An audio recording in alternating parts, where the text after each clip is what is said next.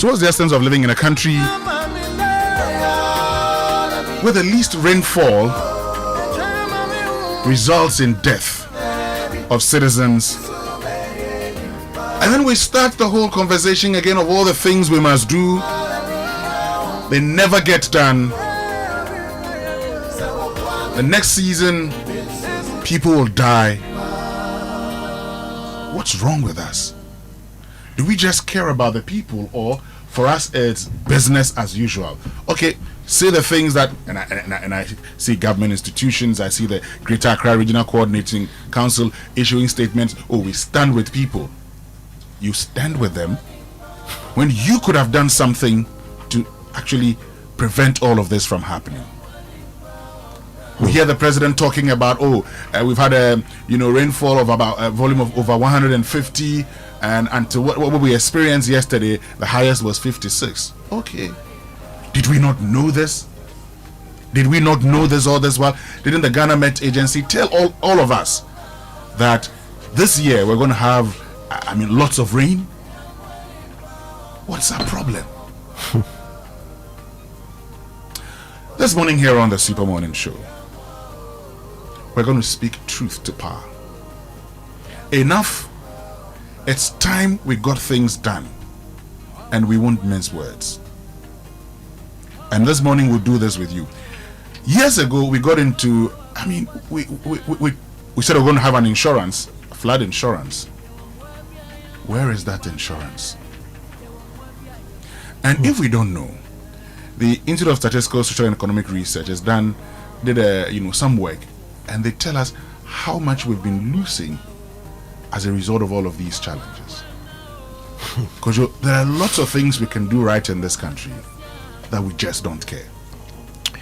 Churchill, it's not just, the things we could have done to prevent it, but the amount of money that we have already committed to solving it, and yet the problem persists. Whether it's GARID or Gamma or the different programs under which we have committed money to solving the problem of Accra flooding.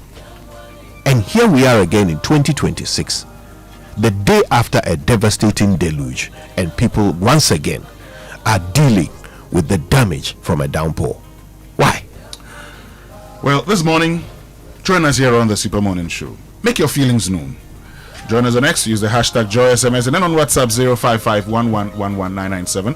My name is Winston Amoah. And my name is Kojo Yankson. I'm the morning man. Coming up is the news at 6.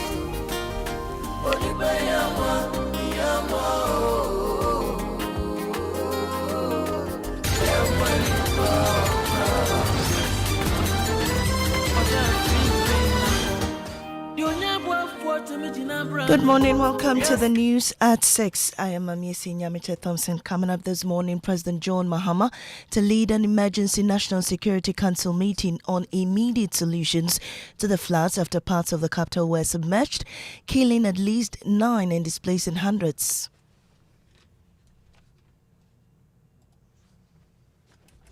Four people and 5 have been found dead. As for now, we can't find 6. We'll call a National Security Council meeting. We're asking every district to identify where the blockages in the channels are. Also this morning, Lake Busumtree under siege of illegal mining close to its buffers. We have details, we have business, and government charges Ghanaians still living in South Africa to remain indoors and avoid unnecessary movement as June 30 deadline given to foreigners to leave expires today. We are urging all Ghanaians still in South Africa to remain indoors and avoid unnecessary movement. Details of these and more with me, Yankson Thompson. Let's get into it now. President John Mahama will convene an emergency national security meeting after Monday's devastating floods in the Greater Accra region claimed at least 9 lives and displaced hundreds. The president toured the affected communities by helicopter to assess the extent of damage. He says the meeting will focus on the immediate clearing of blocked waterways. We'll hear from the president shortly, but first here's a report on the impact of the floods. The rains, which started in the early hours of Monday in Accra and other parts of the country, lasted for over 7 hours, resulting in severe flooding. The Bamcha Rescue Team, area behind Malam Station, behind Malcolm. Please, we need the rescue team.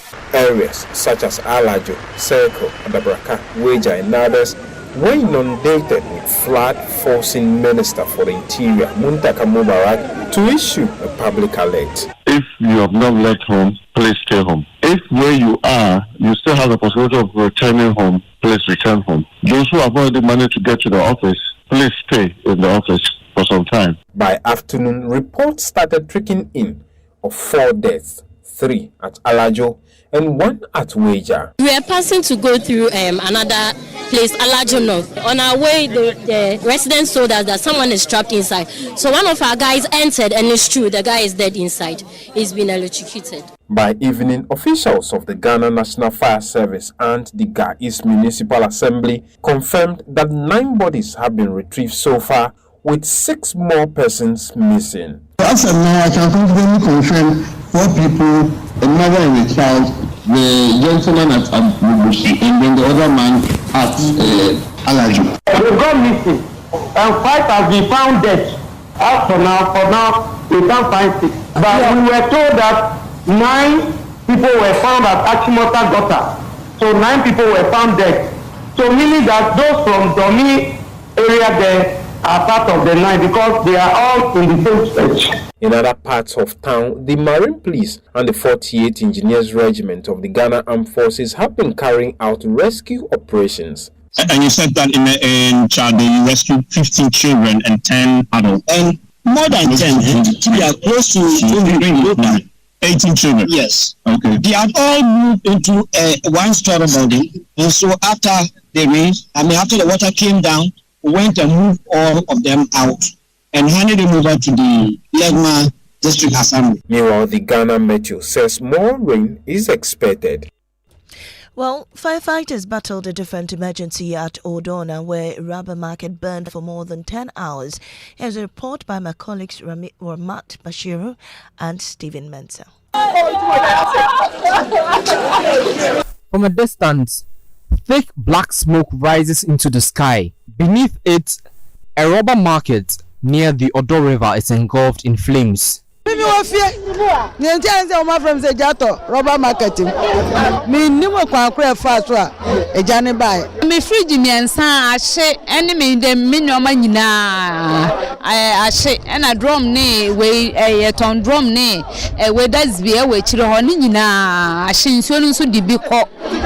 Amundum light omundum ne saa anti ye hu se jan aso ketwa e wa haya jan epu na yeti ale se bibia agi bum taji bum ne ye na dwane kegina soro ho na ehu ya se nsu jano spread nti boys no begina container ye wa hai na omudum nsu omudum jano nti ha no jano ntumi amba ne jano ahwan de obi antumi anko nti jano ko ne si. But getting to the fire proved almost impossible. Flood waters had already swallowed the area, leaving fire tenders unable to reach the burning market. Everybody's been getting involved. We have the fishermen coming in from Osu with their canoes, and they've been very instrumental in helping in the rescue efforts.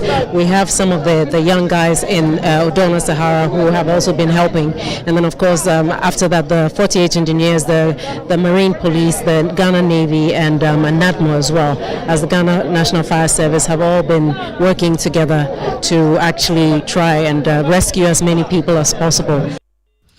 Well, the president has says the destruction by helicopter and resolved to fix the issue. He's starting with an emergency national security meeting to identify critical waterways that require immediate attention while government works on a long-term flood mitigation plan.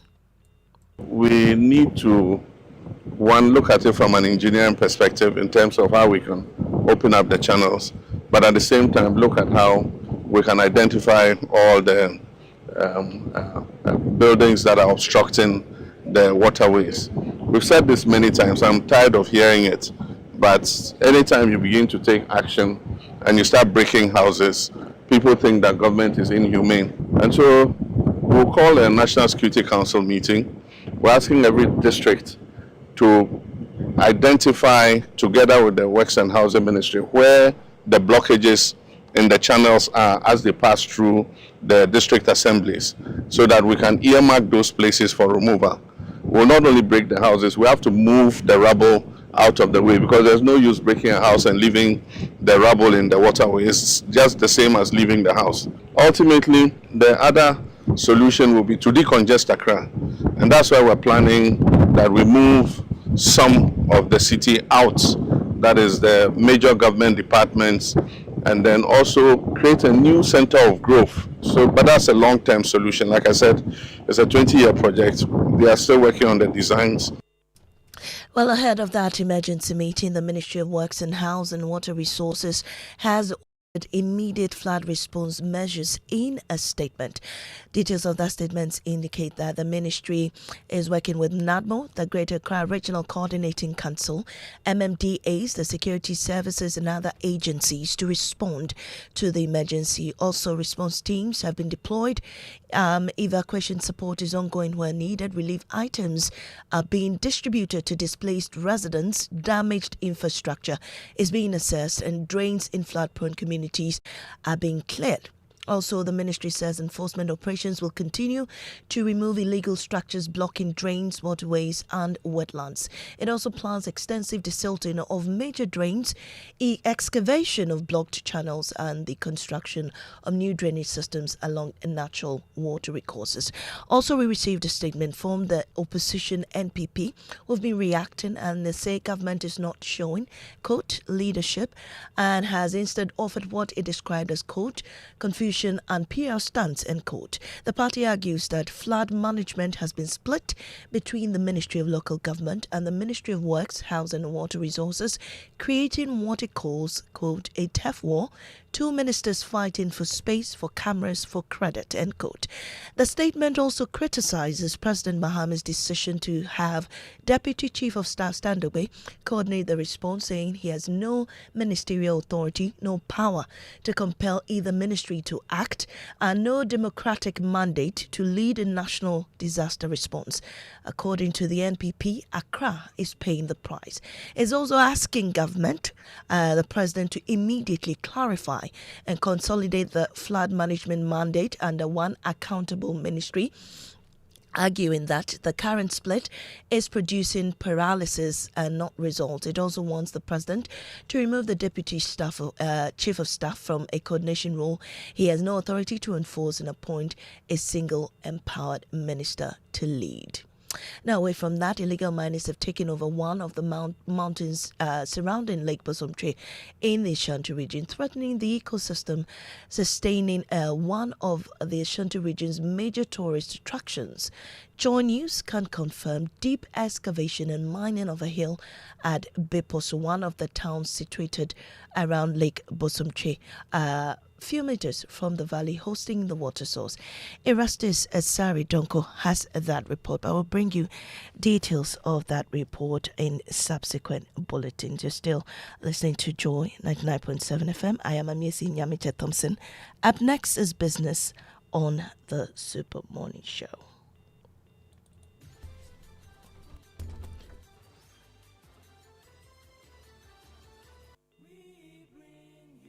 Joy on the airways, we bring you joy, lighting up your night, cool your day.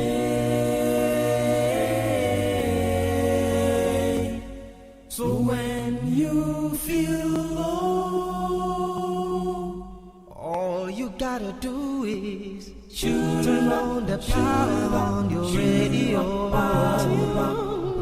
Tune in, get joy in stereo.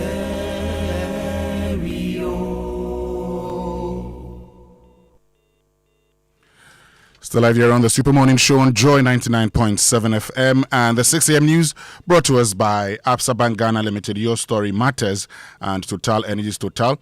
We go the extra mile for you, which means we can bring you the Joy Business Report brought to us by Omni Basic Bank, not just another bank. Akbafu. Hey, good morning. Good morning. How you doing, man? I'm great. Made it here this morning. Yes. Happy to see you. Yesterday the Ghana Meteorological Agency they actually talked about how it was going to rain today also. Oh, it started to drizzle. Yes. So, while I was leaving home, I was worried because, look, it saddens me that whenever it rains, and as a farmer, ordinarily you should be happy when it rains. But in Ghana, when it rains, you're worried. And you see, you're worried because the people who are expected to do the right things have refused to do them. They don't care. I've been sharing with you a document from 2021 that Francis Asensubuache presented to Cabinet. I think it was on the 5th of August 2021. In that document, he indicated that, look, we need to make sure that we fix the flooding problem once and for all. They talked about early warning systems, and now we have the early warnings because the Ghana Met Agency, they told us. He talked about the drains that we had to build and expand to make sure that we're able to deal with the flood waters, the rain waters. What did we do? What did we do? It's even more heartbreaking when you put that alongside some of the irresponsible things that we borrowed money for as a country during that same period, when the one obvious problem that we knew would happen every year, for that one we sat and waited for it to come and surprise us again. And every year people die. How many died yesterday? Well, I'm reading 9 so far. That's the count so far on myjoyonline.com. I don't know. Not to mention those who are not accounted for. Mm-hmm. Those who are displaced. Those who have lost everything. And we saw it coming. Why? It's sad. Look, yesterday I got calls from parents whose children were stuck in the rain. They were in their homes and they couldn't get out.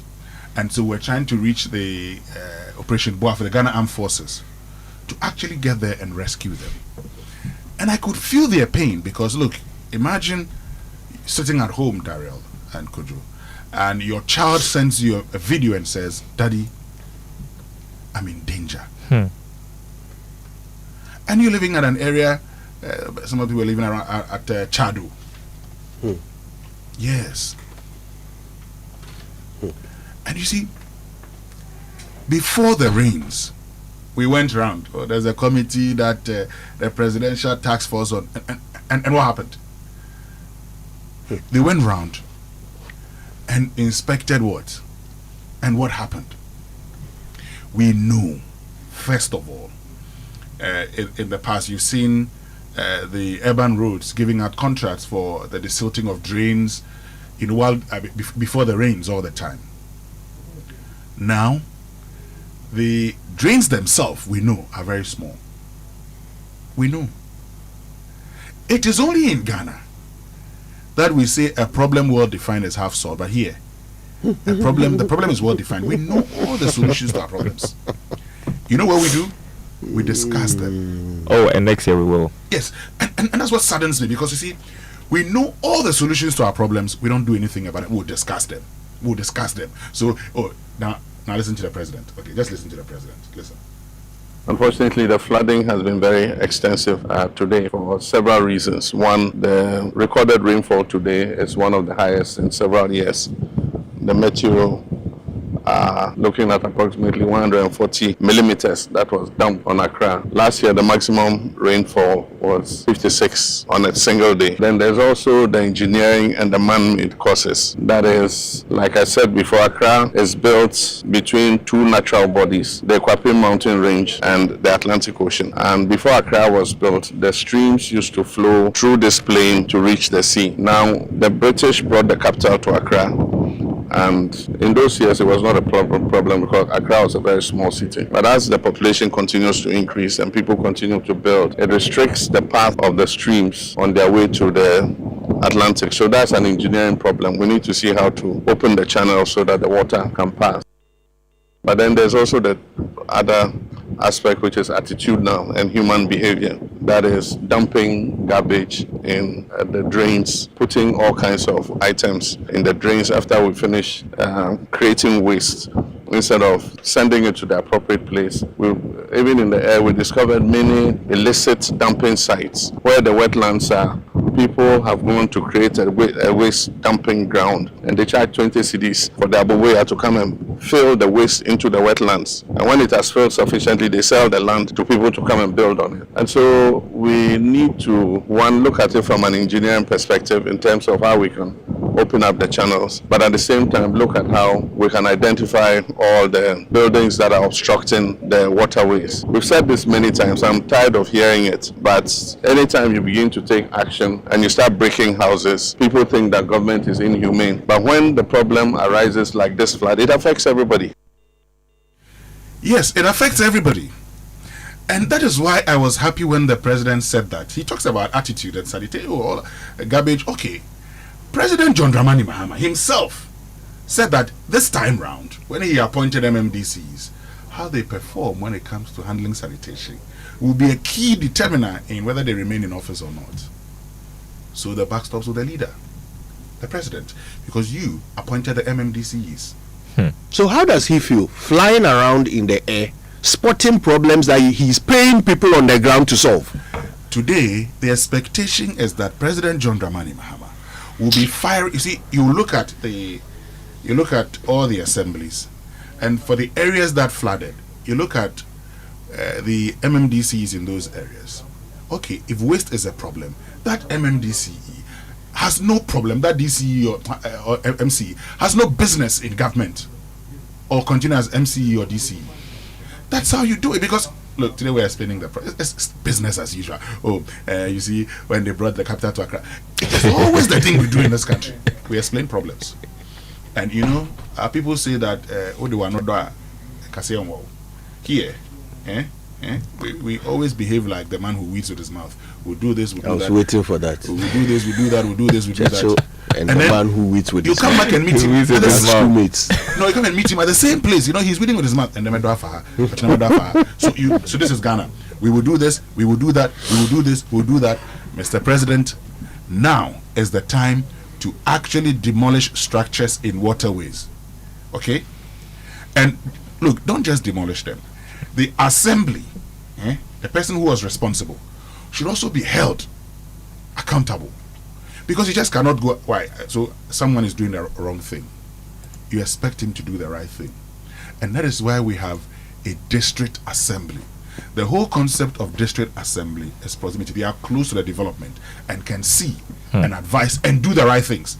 If they don't do the right things, they have no business in there. So that MCE, that DCE, whoever is in charge of physical planning and what, all of them, the moment you begin to prosecute them for causing financial loss to the state, these people, they would learn lessons. Churchill, you've spoken well. I have some things to say, but I won't say them now. We have to move on with the Joy Business Report, I'm sure. Yes. But later on the show, I have a couple of things I want to say. Just a couple of things, because I've realized that we are being taken for fools in this country. And if we don't sit up and speak up, that's it. This may be our very last chance to correct some of the centuries-old problems that we've been facing. That's right. Okay, so I'm sure we can get into the business news now. But who gets the trumpet this morning? Oh, there's nothing to trumpet this morning, Winston. Absolutely nothing. I'm not even in the mood to trumpet anything. But the trumpets are soaked in rain. Yes, soaked in rain. What's coming up in business? Well, a plane coming up in the business this morning. Coming up, Chamber of Petroleum Consumers projects some significant reduction in fuel prices from tomorrow, with diesel expected to go down by more than 13% per litre. Also coming up, National Petroleum Authority intensifies inspection of services as floodwaters mix up with various petroleum products. It has directed all fuel stations in affected areas to halt selling of products. Also, President John Mahama directs release of emergency funding to help offer relief for flood victims. Details coming up. Now, the Chamber of Petroleum Consumers is projecting some significant reduction in fuel prices beginning tomorrow. The Chamber, in its latest outlook report for the market, projects that petrol will go down by more than 6%. Diesel, on the other hand, will witness one of its biggest drops in recent times, going down by more than 13% a litre. Winston Amoah is Executive Secretary of the Chamber. This is premised on the fact that international benchmarks for finished products have declined. If you just oppose this with the fact that the CD has also been very well managed as of today by the central bank, you are naturally expecting that the filter through effect would be to see some reduction in pump prices locally. Don't also forget that even the price of crude has gone back to some lower levels as we speak. And so it is likely that the current prices you see for petrol hovering around 13-14 could decline to about 13-12. And then again, diesel could also decline to the 13-14 region, whilst LPG would also decline in the coming window, which starts in a day or two from today. You heard Winston Amoah, Executive Secretary of the Chamber of Petroleum Consumers Ghana. Well, some oil marketing companies are advising their customers to postpone purchase of petroleum products if not urgent. So why this advice? More in this report. The advice from the various oil marketing companies follows concerns that there could be the possibility of their products coming into contact with water from the floods. This is due to the fact that most of them had their products underground in tanks, and therefore the flood waters might have contaminated some of their products. Chief Executive of Star Oil, Philip Tieku, in the Facebook post, pleaded with customers that if it's not urgent, do not move to buy fuel. He noted that the flood is a big risk for water entering into their fuel underground tanks. The chief executive of Star Oil noted that their team are consistently monitoring for water infiltration, whilst reminding the public that they should try avoid if it is not urgent. Market leader Gold, in a customer advisory notice, also stated that it has intensified safety and product quality checks across the service stations in the country. The action, Gold says, is due to the rains and the stated flooding. Gold also stated that some service stations in flood-prone areas have suspended selling the product due to this development. Well, the National Petroleum Authority has intensified inspections of service stations across the country to check for product quality and water infiltration. My colleague George Rafe has been following up on this, joins me in studio with more. So, George, the National Petroleum Authority has issued some guidelines on selling of products as a result of the floods. Tell us more. So, Daryl, if you go through this guideline that they've issued, you realize that it's not just directed at the oil marketing companies, but every player in the industry. The authority is saying that outlets affected by the floods should stop selling petroleum products. MP also said that stop loading of product as well. They're also saying that the resumption of services should only happen after the situation normalizes, Daryl.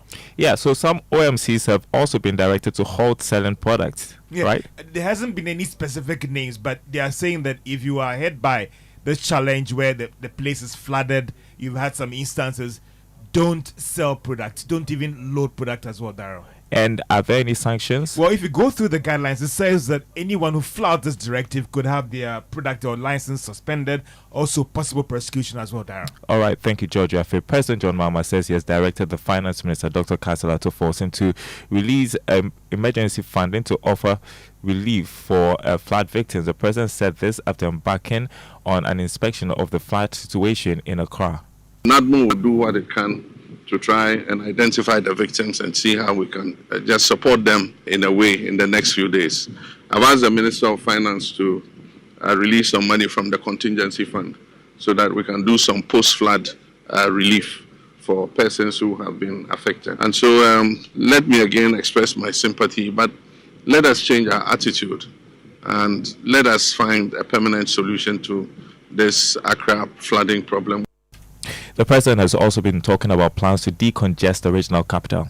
And that's why we're planning that we move some of the city out, that is the major government departments, and then also create a new center of growth so that our people will start building outside Accra in a new city instead of everybody looking for some space in Accra to build. So, but that's a long-term solution. Like I said, it's a 20-year project.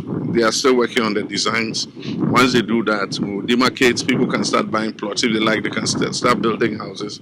We'll do the roads, bring the water and electricity so that it eases the pressure on Accra as a city. President John Mahama there. Now, farmers are worried that vegetable production supply could be hampered due to the current flood situation that has hit the metropolis and parts of the country. Edward Carraway is a commercial farmer. If you take Accra and environs, it's mainly vegetable production. And vegetable production is done mostly in the low-lying part of Accra. That is the low-lying lands. So even areas that have never been flooded before have been flooded now. How much more the low-lying part of Accra where vegetable production is taking place. So for that matter, you can see that vegetable production is totally destroyed. So that is a big, distraction for agricultural production. Apart from that, Accra being the major market for agricultural produce throughout the country, with this flooding, you can see that all the markets within Accra are flooded as well.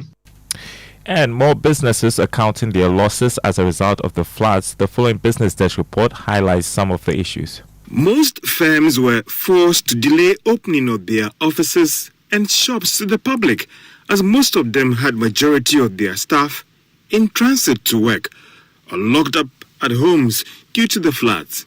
Some even didn't open their businesses at all, and that came with some losses for these firms. Some of the commercial banks, in a text message, advise their customers to move their services or requests to their virtual platforms rather than walking into their branches. There are also several reports of some businesses that have had their warehouse flooded as well. The development may result in some losses for these companies, and they may have to rely on insurance to make up for the expected loss that has hit their operations. Charging from events in the past, not all businesses, especially the small-scale ones, that have taken up measures to ensure their operations and products as well. The Ghana Revenue Authority says it has taken steps to ensure that services across the country are not disrupted as a result of the floods. The authority in a statement said teams have been stationed at the country's ports, borders and taxpayer units to ensure that essential services are not affected. But the Ghana Revenue Authority was quick to add that no business activity is more important than human life. That is why it's urging businesses to take the necessary precautions as more rains are expected in the coming days. Before we go, let's take a look at the markets this morning. Crude oil has gone up marginally from yesterday's trading, selling this morning at $72.26 a barrel. Gold has dropped to 3,000 range, is trading this morning at $3,978 an ounce. Cocoa lost more than $100, selling this morning at $4,967 a ton. On the currency market, the dollar going for 11 cedis 40 pesos. That's what major commercial banks are offering their clients. The euro going for 13 cedis 11 pesos. The British pound 15 cedis 15 pesos. The Forex Bureau is quoting the dollar at 12 cedis 20 pesos. There's more news on our website, myjoyonline.com/business. Is back to you, Winston, and the team. Thank you very much, Darrell. Let me look at the crude oil price because, over the weekend when I was buying fuel, I expected a reduction this week. Well, they're going to be going down soon, so. Yes. Is it tomorrow or Thursday? Tomorrow. Yes, so I decided not to fill the tank. Well, and the MPA is also advising that if you're in the flood-prone areas, you better not fill your tank at this moment because of the infiltration of water. And but that particular point, is the expectation not that we'll be able to have underground tanks that can deal with this problem? That should be the expectation. Mm-hmm. So maybe it's out of precaution, just precaution. So that, yeah. Oh, okay. Yeah. I see. So, but the NPA also should be doing the right thing. You see, it's good advice. Okay, you be careful or know what you do, but the NPA should also ensure the right things are done. It's that simple. I mean, sometimes we like, we are advising you to be, and then what happens? Somebody needs fuel. What should he do? Well, out of precaution, I think that is the way to go right now. And they've also intensified inspection, so let's see how that goes. Human lives more important. They should ensure that they inspect and make sure everything is right. Yeah. You see. But someone sent me a message. He says that the trumpet should have gone to the area boys. Okay, the area boys who often are ignored but stood out as heroes yesterday, going above and beyond NADMI. Well, I guess it's the mood this morning, right? It's the mood, yes. It's the mood. It's just the mood. There's nothing to celebrate, yeah. Sure, absolutely. Nothing to celebrate. Let's have an inspirational one from Kofi Kakari and Grace Charles that says, "You are great." Let's enjoy it.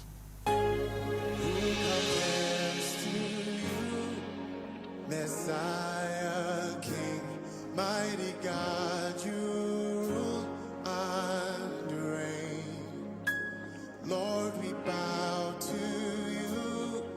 We desire to lift our voices and proclaim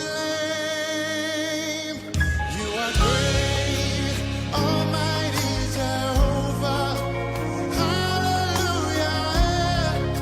We magnify your name.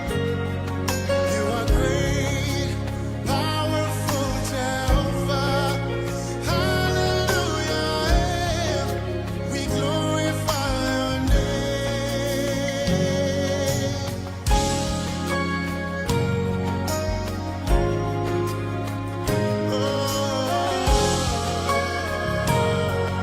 Let's sing it together. We have searched and found. No other God who can do the things you do. You who was and is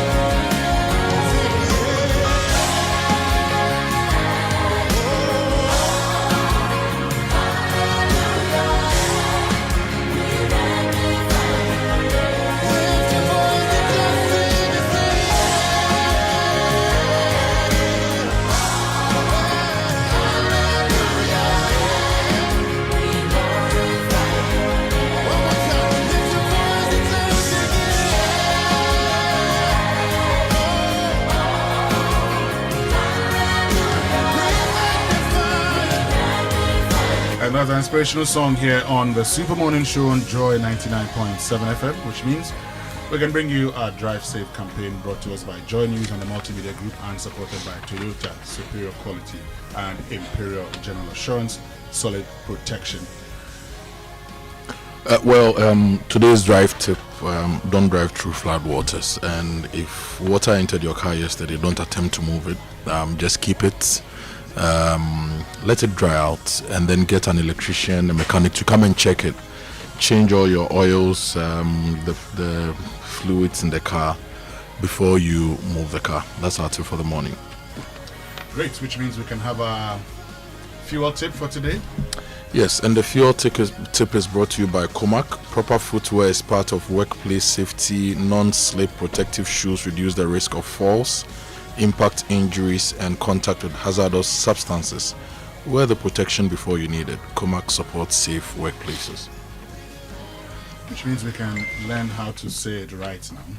Right, Say It Right is brought to us this and every morning by Kingdom Books. At Kingdom, quality and affordability are their hallmarks, and Societe Generale Bank Ghana. The future is you.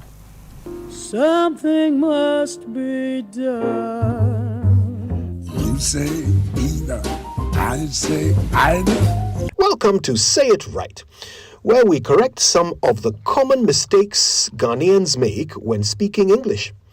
Interestingly, some of these common errors are made just by Ghanaians. Today's word is just a perfect example of this. I have already used it 3 times since I began, and each time I said it the wrong way. Did you spot it? If you didn't, let me spell it. Just. How do you pronounce that word? Do you say just, or do you say jest, like I have been saying since I began? The correct pronunciation is just. Just. To understand the word just, we must consider its origins. The Latin word jus, J-U-S, which means lawful, morally upright, legally right. It is the origin word for justice, and so the initial use of the word just in English was to mean fair or right. It is in the context of right that it gained common use in expressions like just now, just then, just on time, etc. Jest, on the other hand, is an old English word that means to play or to joke. It is spelled J-E-S-T, which is why it is pronounced jest. Just, on the other hand, has the vowel U, and therefore cannot be pronounced jest. So now you know, it's just, not jest. Never jest. That's just not how to say it right.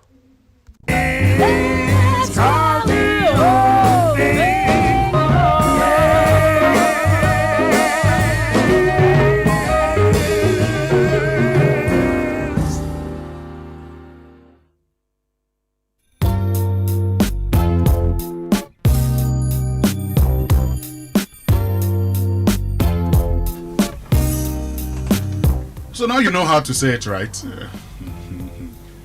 Just don't say jest. Oh, Ghana. You know, the things that are very simple, for some reasons we find different ways of saying it. Anyway, of complicating them. Yes. Let me tell you about the mega loans from SG Ghana, you know, from growing businesses to completing that building project and supporting education of family. Many Ghanaians are already doing mega things with the mega loans from SG Ghana. It's now your turn. With even lower, more competitive rates, achieving your dream is now possible. With SG Ghana's mega loans promo, salaried workers of SG Ghana listed companies, pensioners and eligible customers can access support for personal needs, family commitments, home projects and more. There's still time, so from now till July 2026, apply and enjoy big loans at small rates, yes, very low rates, and a fast, hassle-free process that helps you to get moving sooner. Visit any SG Ghana branch near you or call 0302-214-314 for more details about the SG Ghana Mega Loans promo. Terms and conditions apply. Societe Generale Ghana, the future is you. And Kingdom Books is still running the Kingdom Books yard sales. You get up to 70% discount on quality products at Kingdom. So go to the Osu office 9 a.m. to 5 p.m. daily and buy all you need. Kingdom Books yard sales. Shop smart, save big. Call them on 0244 311 955 for more information. Okay, which means we can get into the newspaper review brought to us by Centers Tanker, you're stronger, you're tough. Kale Charcoal Toothpaste, Happy Smile, and Star Oil, quality and affordable fuel for all. We'll just add the online news review brought to us by Zenith Bank, in your best interest. We don't have any of the newspapers in the studio today. I think it's understandable because yesterday most parts of Accra got flooded, and a lot of the newspapers are also in the flood prone areas, Graphic Road, Industrial area, all those places. So we'll start with my Joe Online. We are really very sorry. Muntaka apologizes as flood disaster claims 9 lives. When Accra flooded, how structural vulnerabilities and climate dynamics turned heavy rain into disaster. That's also on my Joy Online. Accra flood death toll rises to 9 as rescue teams intensify operations. No drainage system could have stopped Accra flood disaster. This is Muntaka. No drainage system could have stopped Accra flood disaster. Pardon? Muntaka speaking. I'll give you details later. Woman, 2 children found dead in floodwaters at Dome. Mahama proposes new city to decongest flood-prone Accra after Monday disaster. There no. Stop fiddling with anti-flood interventions. NPP slums government. And deadly flood alert came at 11 p.m. when most Ghanaians were asleep. This is the Interior Minister. Rights groups file complaint against Ghana over Trump deportations. And Paraguay declares national holiday after team shock Germany at the World Cup. So those are stories from my Joy Online. Let me take you to citynewsroom.com. Ghana National Fire Service rescues 479 people in floods, fires, 5 dead, 1 missing. Mahama cites climate, drainage and human activity for Accra flooding. Accra floods, Mahama orders removal of structures in waterways. And this is a message from the presidency: stay indoors, avoid flood waters. And Monday's rains amongst highest in several years. This is Mahama speaking. And NPP, government's flood response marked by confusion and failure. I'll take you to Graphic Online. They have posted a video of the president on the way forward for the Accra floods. It's on Graphic Online. And so that's the lead story on Graphic Online. They have other stories on sports with Mario Balotelli speaking about the Black Stars and his admiration for Semenyo, and some other stories on Graphic Online. Interesting. Should I give you the details? Yeah, let's get into the details. I want to know more about, the bit about the drains couldn't have. Let's get into it. Let me start with Muntaka. Muntaka has apologized as flood disaster claimed 9 lives, and Muntaka, Interior Minister, says that no drainage infrastructure could have prevented Monday's devastating floods in Accra. He insists the sheer volume of rainfall overwhelmed the capital and left authorities with little chance of stopping the disaster. He was speaking on Joy News PM Express after the torrential rains that claimed 9 lives and destroyed property. And he says, we are really sorry for the loss of life. We are sorry for this thing has really devastated Accra. But believe me, the only way this rain today could have been avoided from going into people's homes was to lump the whole Accra as a drain, because you can see it from the area view. And he disclosed that government officials had been working through the night as the situation unfolded. So that is Muntaka speaking. Let's also listen to what the president has said when it comes to the flood. Now, I'll read a story, give a brief, and then you give us the audio. David Apinga writes, Mahama proposes new city to decongest flood-prone Accra after Monday disaster. And the story says, President John Mahama has unveiled a long-term strategy to ease the mounting pressure on Accra by developing a new city outside the capital and relocating major government institutions, describing the move as a critical step towards addressing the capital's recurring flooding and uncontrolled urban expansion. He announced the proposal after conducting an aerial inspection of communities devastated by Monday's torrential rains. To give you some context, the new city was something President Mahama mentioned when he was in opposition. It was part of his agenda for reset. And so, after the re-proposal, it will be good to know what he's been able to do in the 1.5 years or almost 2 years of the reset government. Oh, God. Now, as we wait to play that voice as well, did Muntaka really say that no drainage system could have handled this? That no drainage system could have handled this? Yeah. Now, yeah, I have seen presentations by the Ministry of Works and Housing.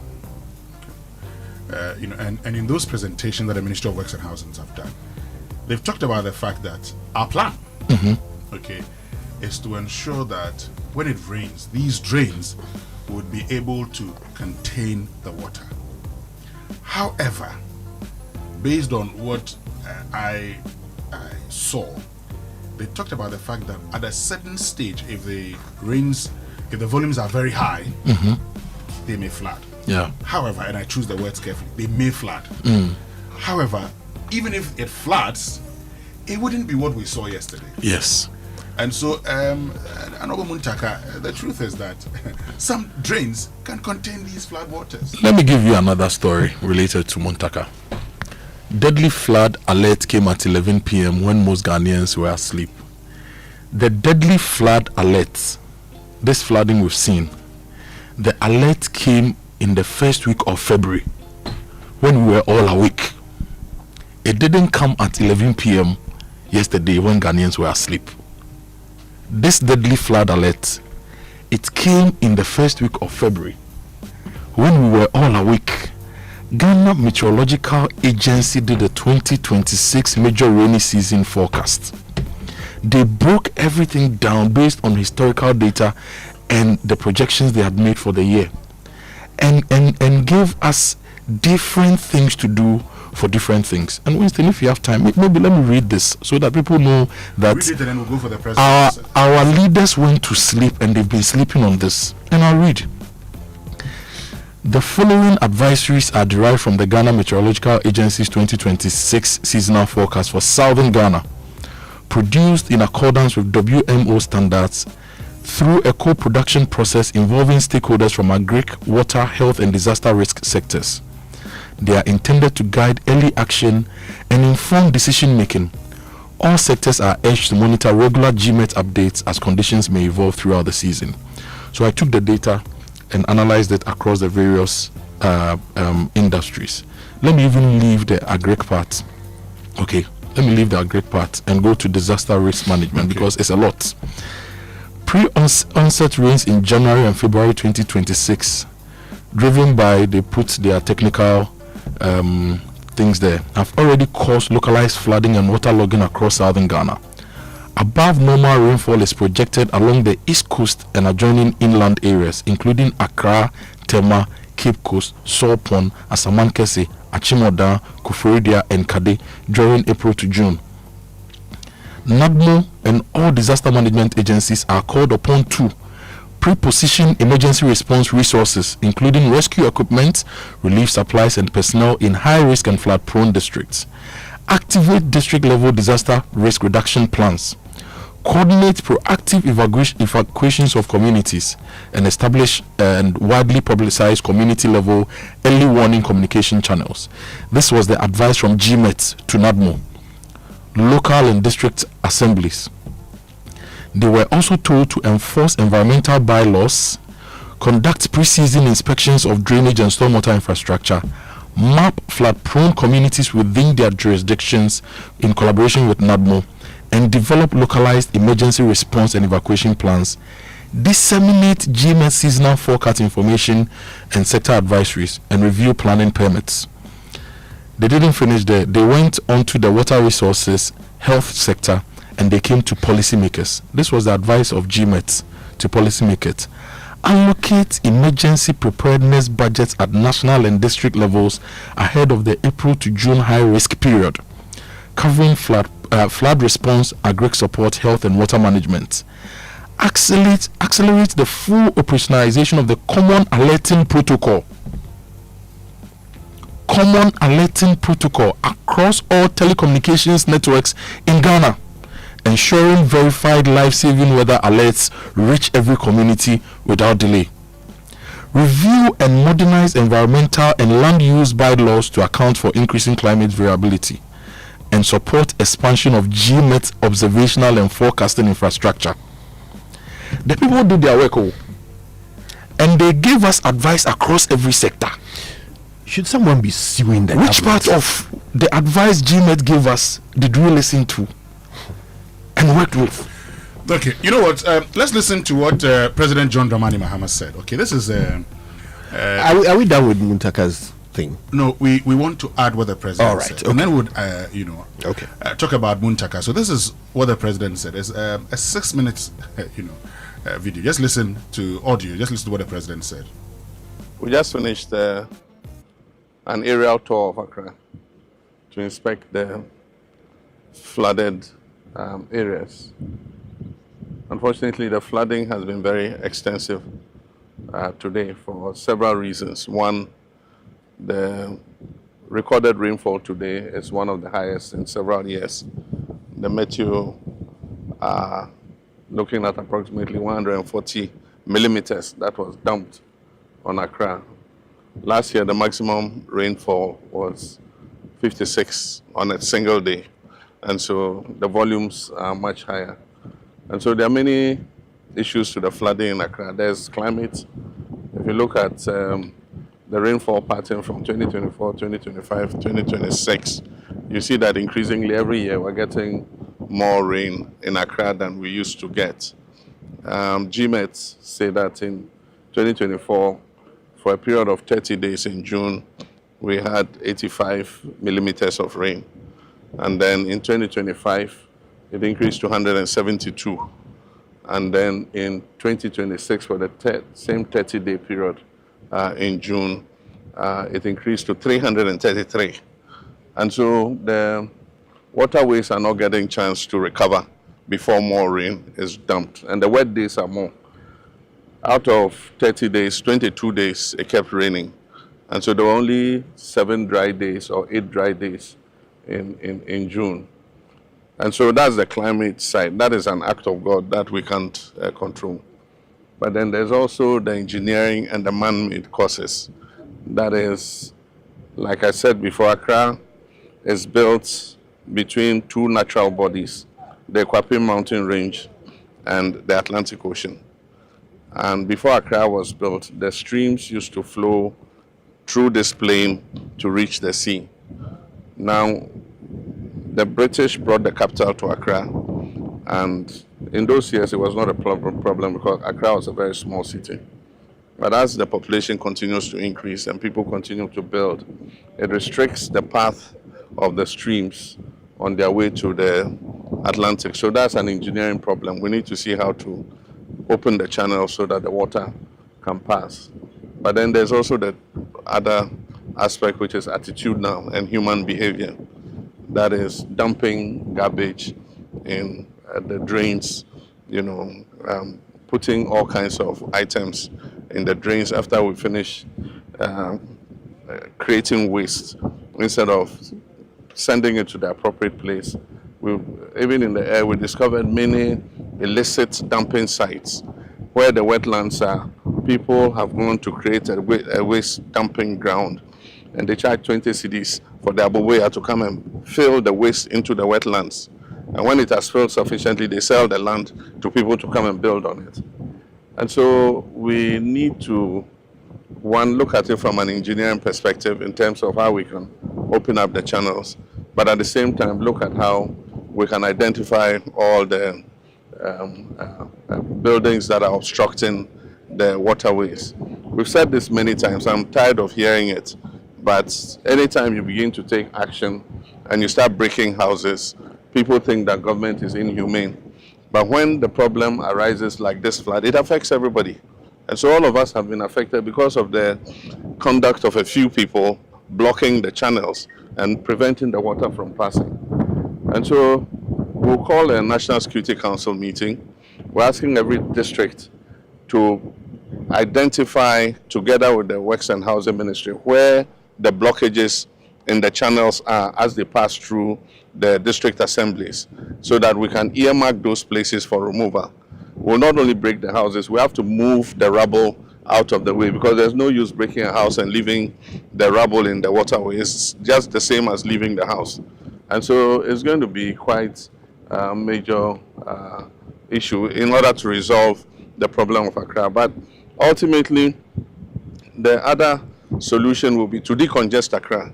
And that's why we're planning that we move some of the city out, that is the major government departments, and then also create a new center of growth so that our people will start building outside Accra in a new city, instead of everybody looking for some space in Accra to build. So, but that's a long-term solution. Like I said, it's a 20-year project. They are still working on the designs. Once they do that, we'll demarcate. People can start buying plots. If they like, they can start building houses. We'll do the roads, bring the water and electricity, so that it eases the pressure on Accra as a city. But I just want to express my sympathy with people who have lost property. Loss of property has been very extensive, and I want to thank the military, NADMO, the police, and the Hydro, Works and Housing Ministry, and all the emergency response team, 48th Engineers Regiment, for the rescue that they did. I've seen many of the videos where people had to be carried out of their houses. They deployed their boats, and they helped to save quite a lot of lives. NADMO will do what it can to try and identify the victims and see how we can just support them in a way in the next few days. I've asked the Minister of Finance to release some money from the contingency fund so that we can do some post-flood relief for persons who have been affected. And so let me again express my sympathy, but let us change our attitude and let us find a permanent solution to this Accra flooding problem. We shouldn't become like the vulture who, anytime it is raining, he says as soon as it stops raining, he will repair his roof. And then as soon as it stops raining, he says, oh, it has stopped raining, so there's no need to repair the roof. This time should be different. So that's President John Dramani Mahama telling us that this time things should be different. And you see, the president talks about, oh, you know, there's attitudes are also part of the problem. I know that our attitudes are part of the problem. But you see, that is why we must ensure that we deal with those attitudes. Winston. Yes, Kojo.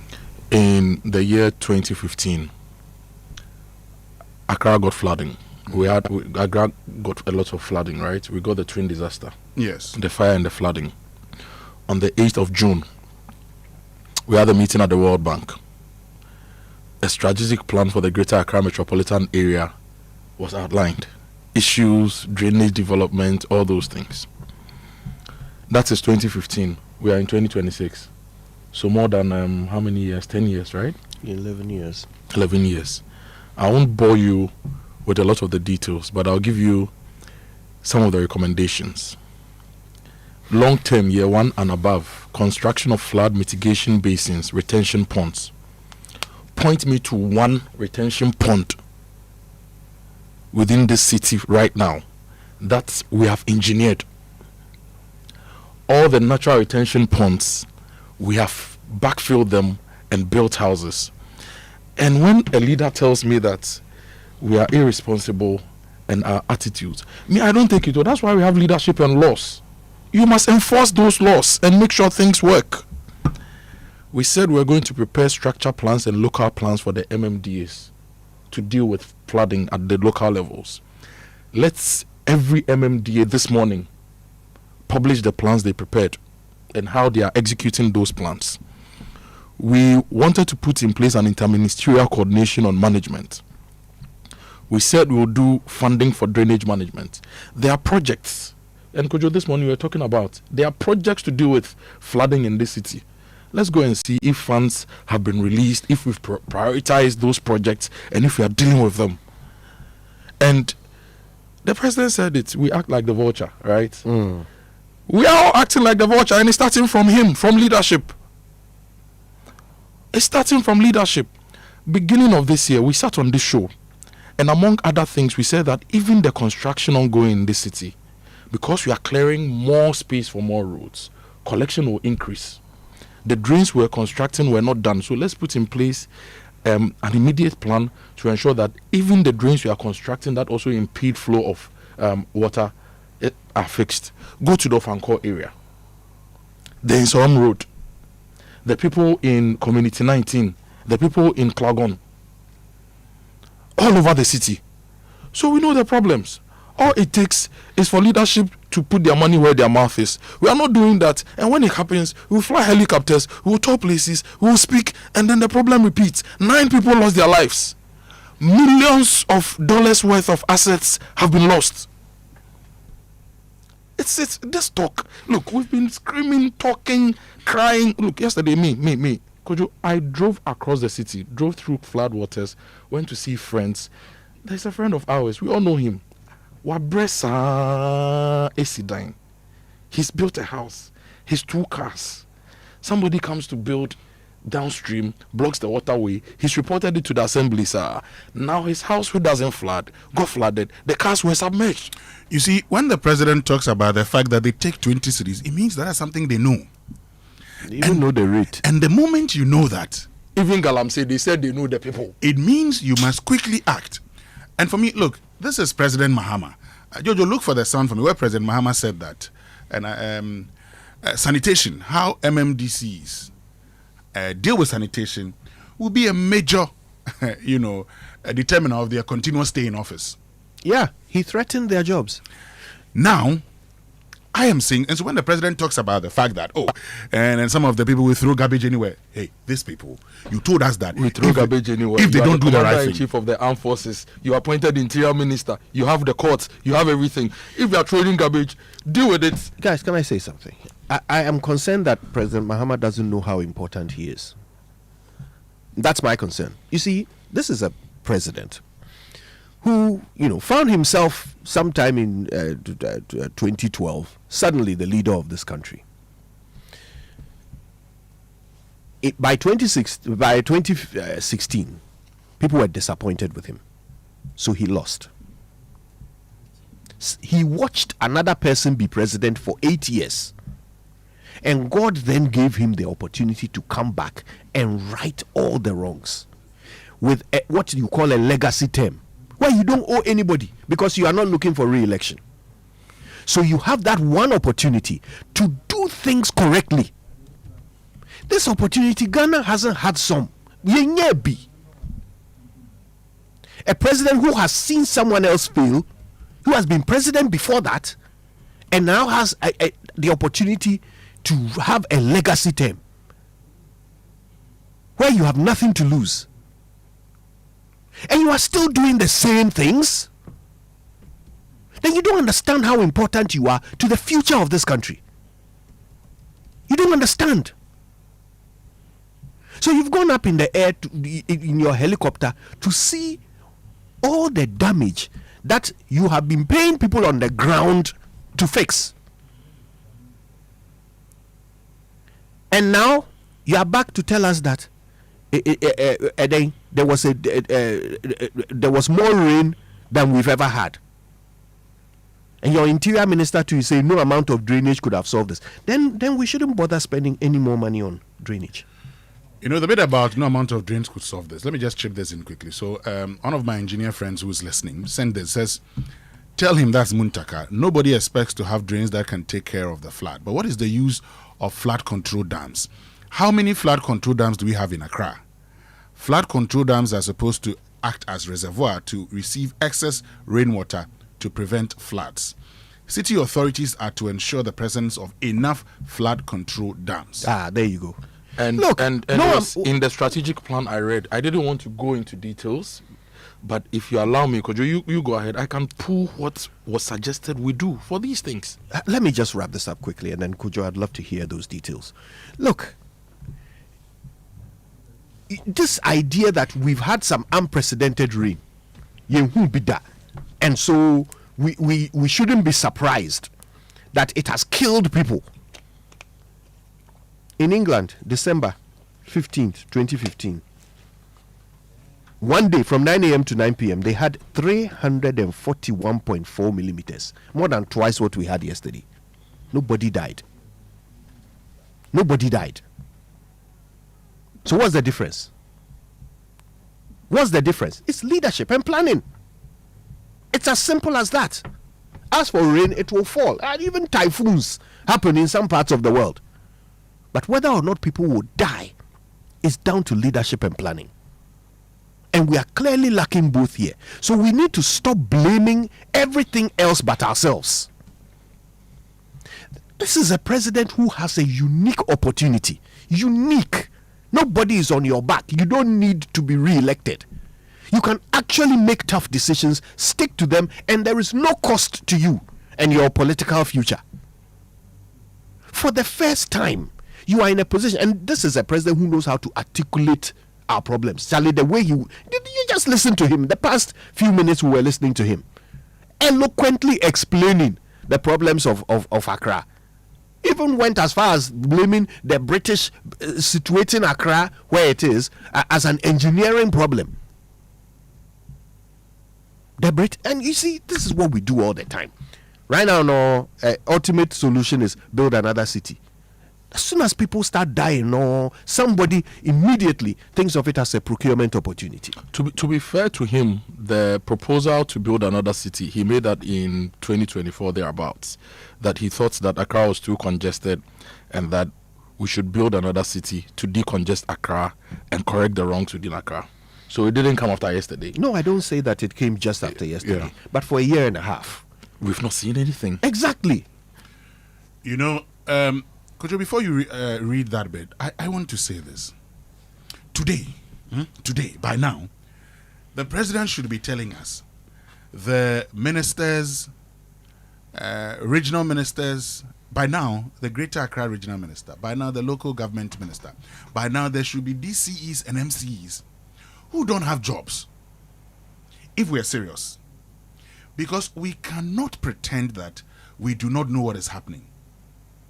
We've always trumpeted, in our local government system is the best, is that the local government system.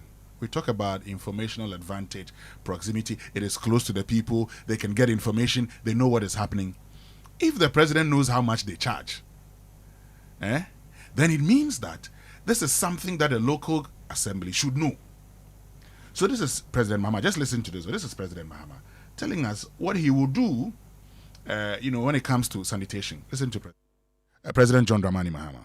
More resources are going to be available to all assemblies to implement their development projects and carry out effective sanitation programs to keep our districts clean. Cabinet will soon meet on a decentralization of the sanitation budget and make every district responsible for its own sanitation. Cleanliness will become one of the key performance indicators for measuring the performance of MMDCs and will determine whether they remain in office or are removed.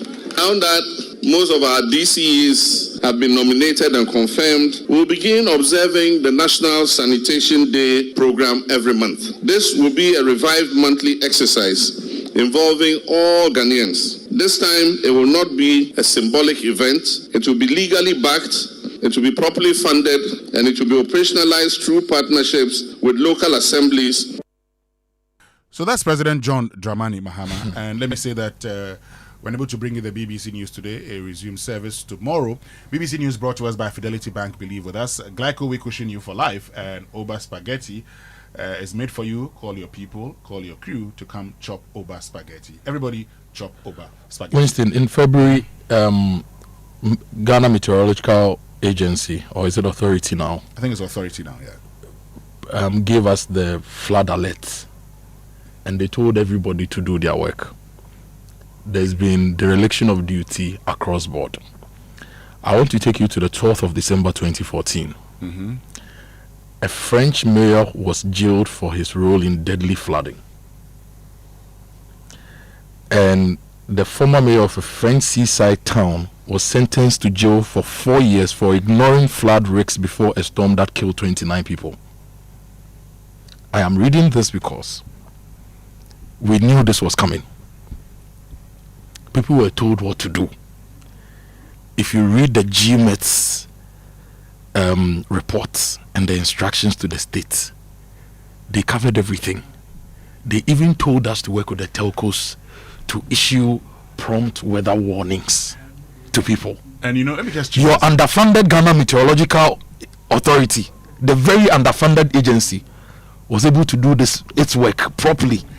This is a story from Graphic Online, 13th March 2025. Okay, and it says that President John Dramani Mahama has established a 7-member anti-flood task force to combat Ghana's persistent flood challenges, and the task force is chaired by Stan Dube, Deputy Chief of Staff in charge of operations at the presidency. Fine boy now, squad. according to the story, as part of its field operations, the anti-flood task force conducted an aerial reconnaissance mission on Wednesday to assess flood-prone areas and gather critical data to prevent future disasters.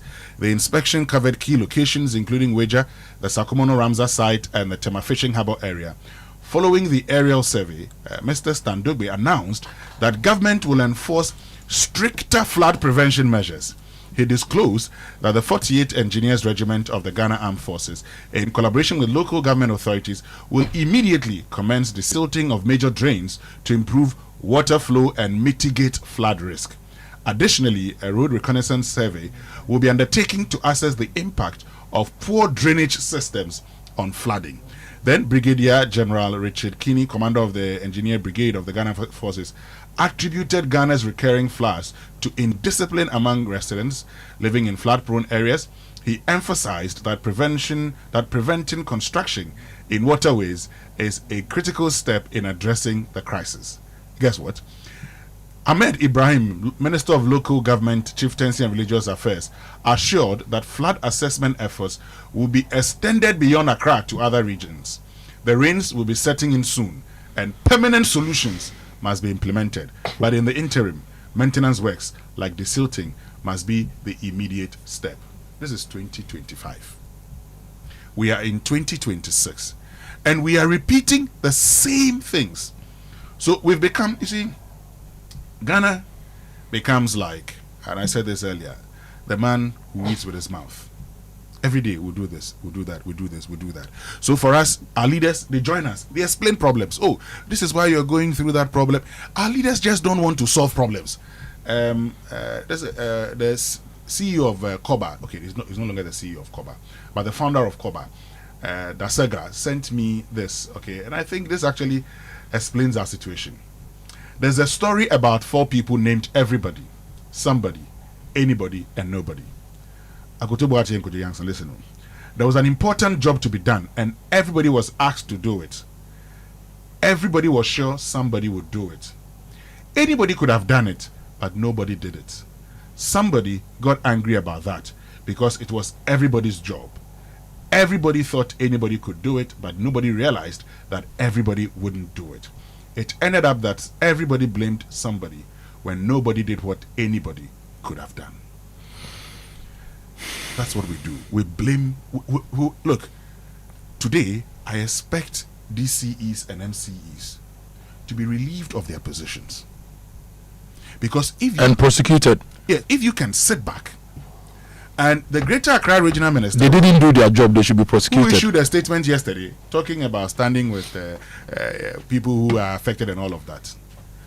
when she went demolishing the Ramsar site, buildings in that area, the expectation was that she would continue and make sure that the right things are done.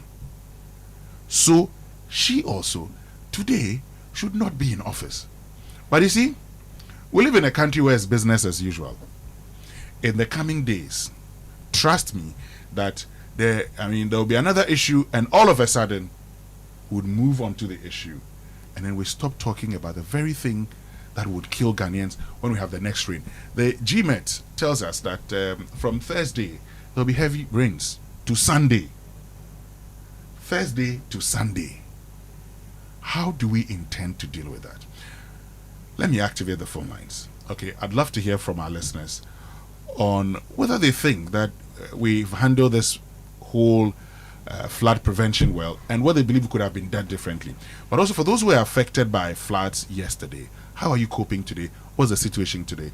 The phone lines have been activated on 0302-216-541 and then 055-1111-997, 0302-216-541 and then 055-1111-997. Let's hear from you. Okay, let's do this together, because we find ourselves in a country where at some point we should be bold enough to speak truth to power. Because for a one-term, for a president who has who is not seeking a second term, my expectation is for John Dramani Mahama to do the right thing. Over the weekend, I met an NDC man, and I'm saying this because of the conversation we're having. And I told him that I expect the president to do a lot of things different. He said, and me, I know that his party members would say, you are making us unpopular. The guy said, yeah. I said, no. But he must do the right thing. If he does the right thing, at the end of his tenure, Ghanaians will remember him as the man who transformed things, as he wants to do. This is John Mahama's legacy term. And he should not be confused by this, you are making us lose votes. Because at some point, a government must be prepared to do the right things, even if it will cost it. And if you do the right thing, right-thinking Ghanaians would actually retain your party.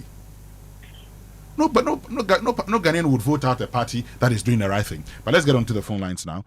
And we've been joined by Moses in Afenya. Moses, good morning. Hello, good morning, Moses. Hello, okay. Well, I think we're having a challenge. We'll try and rectify that and get Moses to actually share his thoughts. Yes, Kojo, you want to make a point? In due course, let's look at NADMO, the National Disaster Management Organization. Because if you look at NADMO and the objectives, why we set up NADMO, let's really look at NADMO. Because they were set up to manage disasters and similar emergencies and to develop the capacity of communities to respond effectively to disasters and emergencies. Let's look at them very well and the functions. Is NADMO really doing what they were set up to do? So no amount of drainage could have prevented what happened yesterday. Well, we know that you need flood retention areas, and the GMET had warned us. The expectation is that we would have done things right. But you see, Churchill, flood retention areas, just to make this clear, it's all part of a city's drainage infrastructure. Am I correct or am I wrong? It's all part of it. So if you say no amount of drainage could have prevented this, what are you actually saying? Are you saying that we should stop spending money on drainage? You see, from now on, we should forget about drainage because it cannot prevent this. Is that what you are saying? In any place where we do planning and then we do modeling, we would have modeled and asked a lot of what ifs, right? We would have asked ourselves, what if we get 115 millimeters of rain? What if we get 120 millimeters of rain?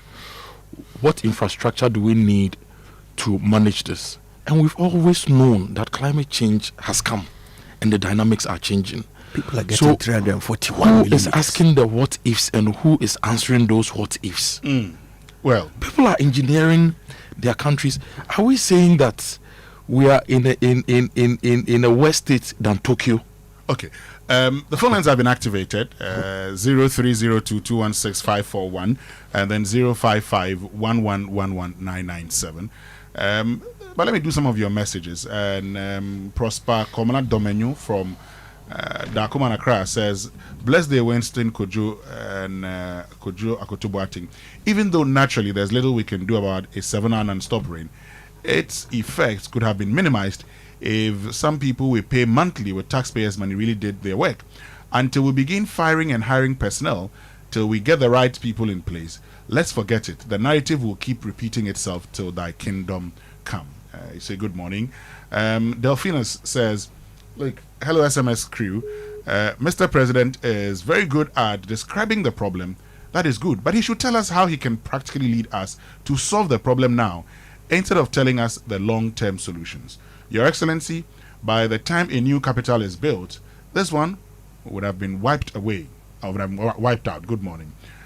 This person says, "Good morning, Joy FM." Okay, I think we have callers now. Okay, let's see if we can speak to Ernest in Taifa. Ernest, good morning. Good morning. Yes, Ernest, how are you doing this morning? I feel so bad as a Ghanaian. We pay tax from all angles, and the tax is being misused. The federal have appointed square pegs in a run hole. They are performing abysmally, and they are talking too much and acting basa. I'm so sad. I think from the presidency to the ANC and DC or whoever, they should all resign. We are tired of them. I'm so sad. Bye-bye. Thank you very much, Ernest, for joining us. Mashoud is next. Mashoud, good morning. Good morning, sir. Yes, Mashoud, where are you calling us from? Joy FM, thank you for the good work you are doing to Mother Ghana. Joy FM, I disagree with you for once. At least I've been agreeing with Joy FM, but today they are on the part of regional ministers have to be fired, MCC have to be fired. For that one, I disagree. Because this is a natural disaster. No matter what, it is bound to happen. And it is the Almighty Allah who made it happen. It is not any human being.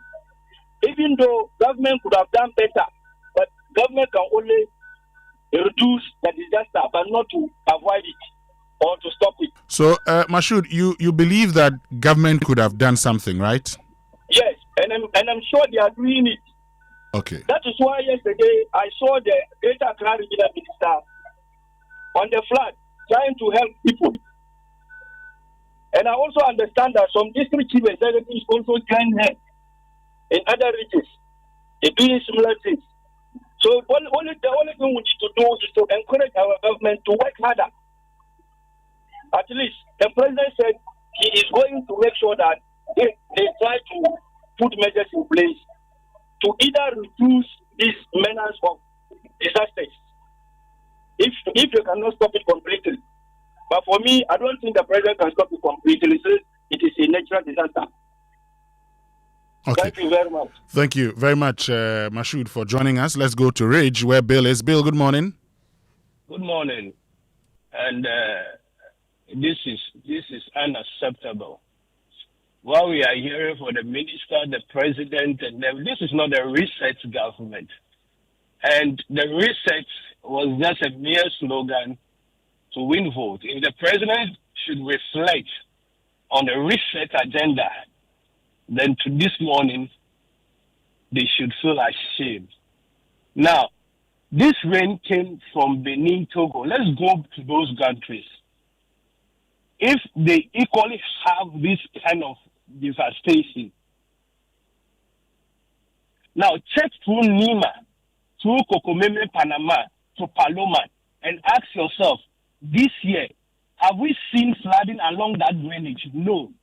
Certain measures were taken along that stretch. Containers and structures that were along that stretch, when it rained and they entered the gutter and choke, were all cleared.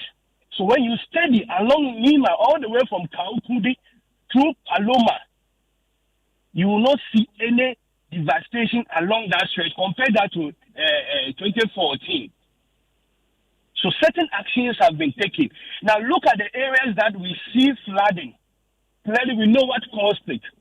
Nobody can say or suggest we don't know the areas that got flooded, what caused it. Now, what is the president talking about? What is the minister of interior talking about? And Kojo Boateng is raising a point. Unfortunately, it's been interjected. Certain alerts were given, measures were suggested, including Tenko. So the question we should be asking this morning from the Minister of Communication, what action did you take? If no action has been taken, they should be fired. Let's look at all the solutions proposed by GMET and take it sector by sector and ask those questions. Let's limit it. Let's not talk too much.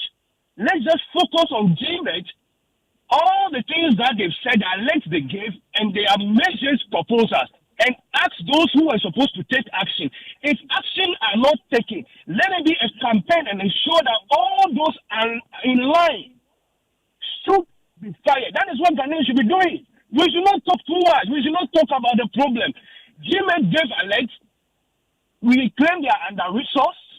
With that small resource, they were able to give us the alert. They didn't even just end there. They proposed solutions, sector to sector. So let's just focus there, and then people will be responsible. If people are not responsible, please, we should not just talk. This is a country where governments sell government lands and justify why they are selling government lands. We do things and they come and justify. At the end of the day, the way they handle it, they blame the citizen and they mute themselves as if they are not the cause of the problem. The same in Togo, the same citizens are in Benin. Go and see the development that is going in Benin. People will always misbehave, but you need to put them in line. And I can't do that. It's policymakers that have to do that. So please, let's focus the discussion on GMET. What they've said, experts must come from GMET. The work that they are working. For the first time, I'm even surprised hearing this. So they are doing their work. And let's ask why actions were not taken, why solutions were not followed, and let's hold those responsible. The Minister of Telecommunication or Communication should be resigning. People should be resigning. That is what we expect from the president. The president shouldn't come and talk, give us that seat and propose a new capital city and all that. Thank you very, very much for joining us. Bill in Ridge. Let's go to West Hills where Ro is. Ro, good morning. You think, what is good about the morning today, my brother? Yeah. Top of the morning to you, Mr. Amoah. I was also going to ask you, what is top of the morning? Go ahead, Ro. Mr. Amoah. Ro. Boss, listen up. This issue, no political party can resolve it. None. Zero. None of the above. They are not ready. Because you know what? The whole local government enterprise is a crime scheme. It's been arranged, it's been structured that you can challenge. I say, what's up? Nothing. Do you know what I'm saying? Until we as a country can say that we are ready to solve this problem, I propose this because, and I hope they can listen to it. Like I said, the metropolitan, the municipal, and the district assemblies lack the enforcement capacity to prevent flooding, for that matter, any illegal structure in our waterway. And this is what I'm saying. We need to declare Operation Restore Order, a joint civil military framework deploying the Ghana Armed Forces, the 49 Engineering Regiment, to lead in a technical support role to the MMDAs. And I'm talking about a model which the Kenyan Defense Force successfully enforced this partnership with the country government. Until we get the 49 Engineering Regiment guys leading, no government, no politician. You see why the previous guys are quiet? because some 930 million B from the World Bank was given to them all the way from Achimota Range, all the way into, you know a place called Galloway, where you people call today Agbobusi. Yes. After the show, I want you and your team to go and see what is happening at Galloway or Old Kadama now Agbobusi. Go and see what is there. And that's what I'm telling you. It's a political capital for the politicians, and they cannot, trust me, my brother, we'll have this conversation again next year. Market.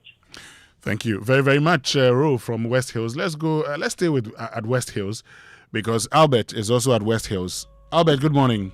Good morning. Yes, Albert. This is Albert again. Yesterday I called. Yes. How are you feeling today, and how's the situation? Today I managed to move away from the traffic. So I'm at the office now. Okay. But the traffic is still there. Huge one because of the sand. You see, this country is like a foreign place. Like by this time, some machines supposed to move there and clear all the sand so that we can have a free flow. But now go and see. Huge traffic. We are still using one lane. And the assembly, they are sitting there. They have this machine sitting there, doing nothing, and using it for their own. It's listen, we are suffering. Why he told me the same thing? The sun is sitting on the road, and we are using one side.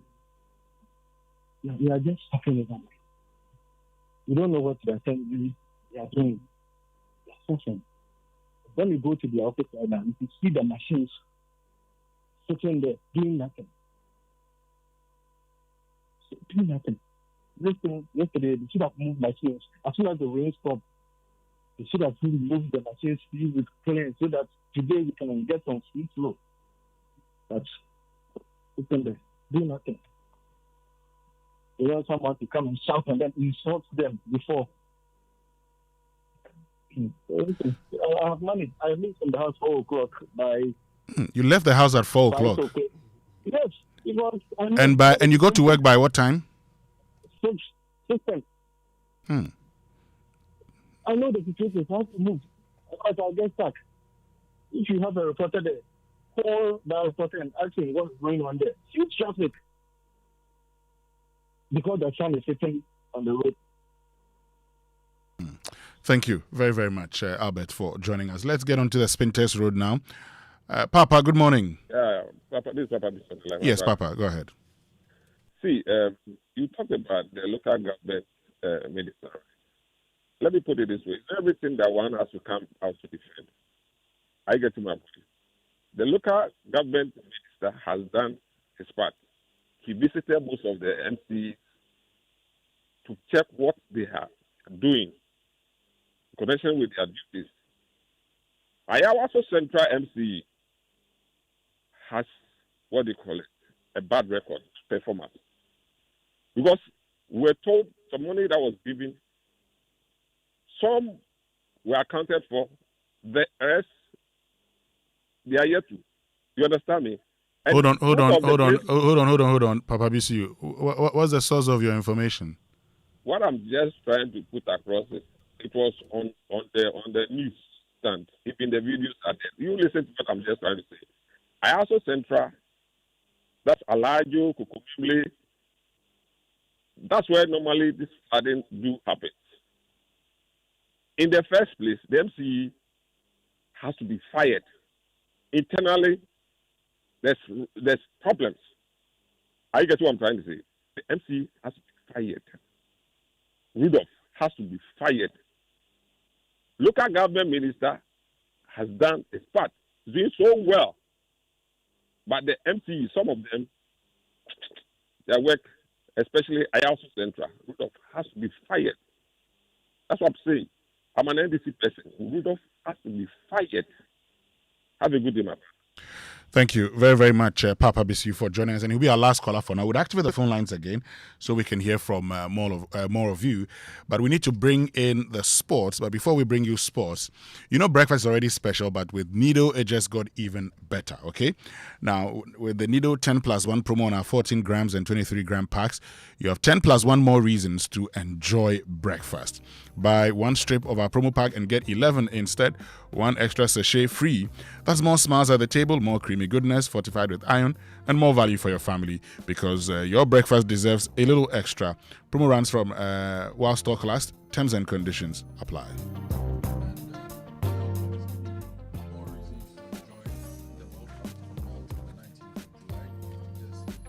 At Melcom, spend 800 cedis or more and get the chance to score big every week. You can win cars, giant TV sets, Samsung Galaxy Fold smartphones, Akai SBS refrigerators, sound bars from LG, and 40,000 Ghana cedis worth of Melcom gift vouchers. So shop, score, win with Melcom. And you know, from now till the end of October 2026, Bank of Africa is offering short-term loans at very slim rates to salaried workers. We understand you have urgent needs to sort out, and that's why we give you the quick turnaround time, whether it's school fees, prospectus, car maintenance, or that much-deserved family vacation. Bank of Africa will sort you out fast. Visit the nearest branch or chat Fafa at boaghana.com to sign up. You may also WhatsApp 0244-338-2264 for inquiries. Sometimes all you need is a quick fix. And Bank of Africa, as strong as a group, as close as a partner. But note that your security starts with you. If you don't share it, they can't have it. Shine your eyes. This is a fraud alert by Bank of Africa in partnership with the Ghana Association of Banks. And yesterday, though, we had a lot of power outages across the city. People who had solar had power to continue their work and their lives. So, look, get solar. It's not an option. It's actually something you really need. And Translight Solar is giving you the opportunity to fix solar in your homes and your offices starting from 34,000 Ghana cedis with flexible payment options. So call them on 0242-438-746. Translight Solar, reliable power, total peace of mind. And if you're looking for a fun way to stay active, connect with people, and have an exciting Saturday morning experience, then this event is for you.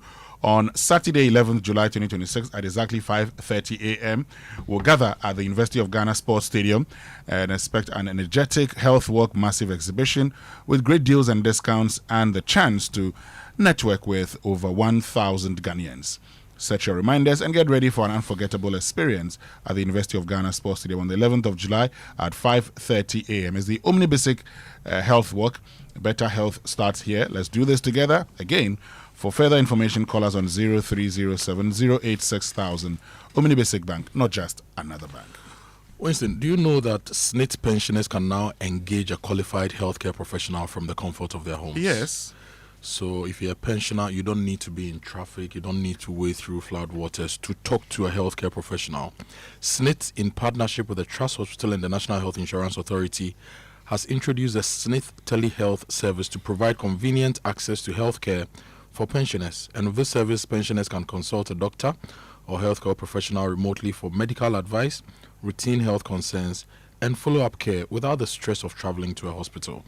And to access this service, simply dial the toll-free number 0800-877-555 and speak to a qualified healthcare professional now. SNIT telehealth service, quality healthcare at your convenience.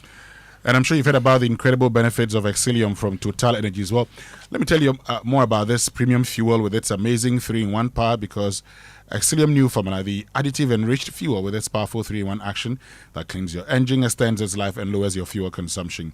And thanks to the cumulative effects of its anti-corrosion, anti-wear, and detergent additives, Exilium New Formula also lowers your vehicle's fuel consumption while reducing CO2 emissions. Tell you drive, sir. Experience the difference with the Total Energies Exilium New Formula. Choose Exilium, choose quality. And if you are going to Kumasi, make it easy, make it convenient, make it simple. Download the Oya Bus Ride app and book your trip from your phone. Choose your preferred seat, select your pickup station. You can track your journey and even monitor driver behavior for added peace of mind. And so download the Oya Bus Ride app today on Google Play Store or the App Store and discover why your journey should begin on your phone. Oya Bus Ride, no giddy giddy. Oya, let's go. I know life moves fast, and so should your insurance. With the Glyco Life app, managing your life policies now as easy as checking your socials, track your policy, pay premium, submit claims, and download documents all on your phone, anytime, anywhere. No queues, no paperwork, no stress. Just tap and scroll, and you're sorted. Download the Glyco Life app now on the Play Store or App Store. Glyco, we cushion you for life. And if you need phones, Franco is still phone papa here, and you get 40% discounts if you shop online. If you don't have the Franco app, download it, because this app will not just give you access to buy phones. You can buy your smart TVs, your air conditioners, your chest freezers, your washing machines, your microwaves, your blenders, your generators, your gas and electric stoves, CCTV cameras, and a whole lot more. So the app is Franco on Google Play Store, and you can also visit their website, francotrading.com. Franco, still phone papa here. Time now for birthday messages here on the Super Morning Show, and they're always brought to us by MTN. Everywhere you go, and Bank of Africa BOA Pay from Bank of Africa offers a hassle-free solution for fee collection and other payments. Call us or chat Fafa at BOA.com for details. Bank of Africa, strong as a group, as close as a partner. And Franco Trading Enterprise, still phone papa here. Whose birthday is it today? Well, happy birthday to Irene Okra, and Irene Okra Enyim, who is celebrating another year today. Happy birthday to you. Okay, it means we can get into the Sports Center now. And the Sports Center is brought to us by MTN. Switch to MTN's eSIM. Download my MTN app to go seamless today. Standard Chartered Bank, here for good. DSTV, the biggest football tournament is here, and DSTV is giving you front row seats to all the action live. It's the FIFA World Cup 2026, and it's that time when everything can wait, even sleep can wait too. DSTV, your home of entertainment, and high sense everyday prices for everyday people. Winston, forgive me, but let me say a belated happy birthday to Rosie Finn. Yesterday was her birthday, and a happy birthday to Christabel Dazi. Today is Christabel's birthday, and Kojo Appeal to Accra is also celebrating his birthday today. Now, for over 130 years, Standard Chartered has been more than a bank. They've been a partner in progress. They've helped to establish Ghana's financial system. They've built businesses. They've connected them to the world. They are helping generations grow and protect their wealth. And they are powering innovation and helping communities. So if you're looking for the right banking partner, financial services partner, make it Standard Chartered. They stand on 130 years of heritage to power your ambitions and unlock opportunities. Standard Chartered believes that we can achieve more by partnering together. Standard Chartered is here for good. You know, sometimes big moments start with small things, a call to a loved one, a Momo transaction to support family, a banner to grow your business. But what if they could lead to something bigger than you ever imagined? With the MTN at 30 promo, every call, every text, every browse, every Momo transaction, and every connection to home fiber and every activity on the My MTN app earns you points towards amazing rewards, including 9 brand new Toyota Land Cruiser Prados, over 10 million Ghana cedis in cash prizes, and unforgettable experiences just for you. Because every move counts. Dial *530# or use my MTN app to participate now, and let's stay connected everywhere you go. MTN at 30 promo. Make every move count. T's and C's apply. Now, Hisense is also giving you a great reason to enjoy the 2026 Hisense World Cup. Now, they've joined forces with MTN Ghana and DSTV to bring you special World Cup packages when you buy selected Hisense models. It's a total win-win-win-win-win-win for everyone. So visit any authorized Hisense showroom nationwide today and discover the exciting World Cup offers for yourself. Hisense everyday prices for everyday people. You can call them on 030-255-0000. Visit their website, hisense.com.gh. They are in Amrahia, East Legon, Accra, Tudu, Hachuafenya, La Paz, the Machale. Hisense is everywhere. So call them 030-255-0000. And it's time for the Sports Center. And Mustafa, how are you? Yadi. Lafia, ya Udin. Lafia low. Ya Matanka, ya Aiki. Lafia low. So he's just asking how I am, how is my wife, how is work, everything. And Lafia low, everything is well. That's what we've been taught to say. It's not well, but we'll say it's well.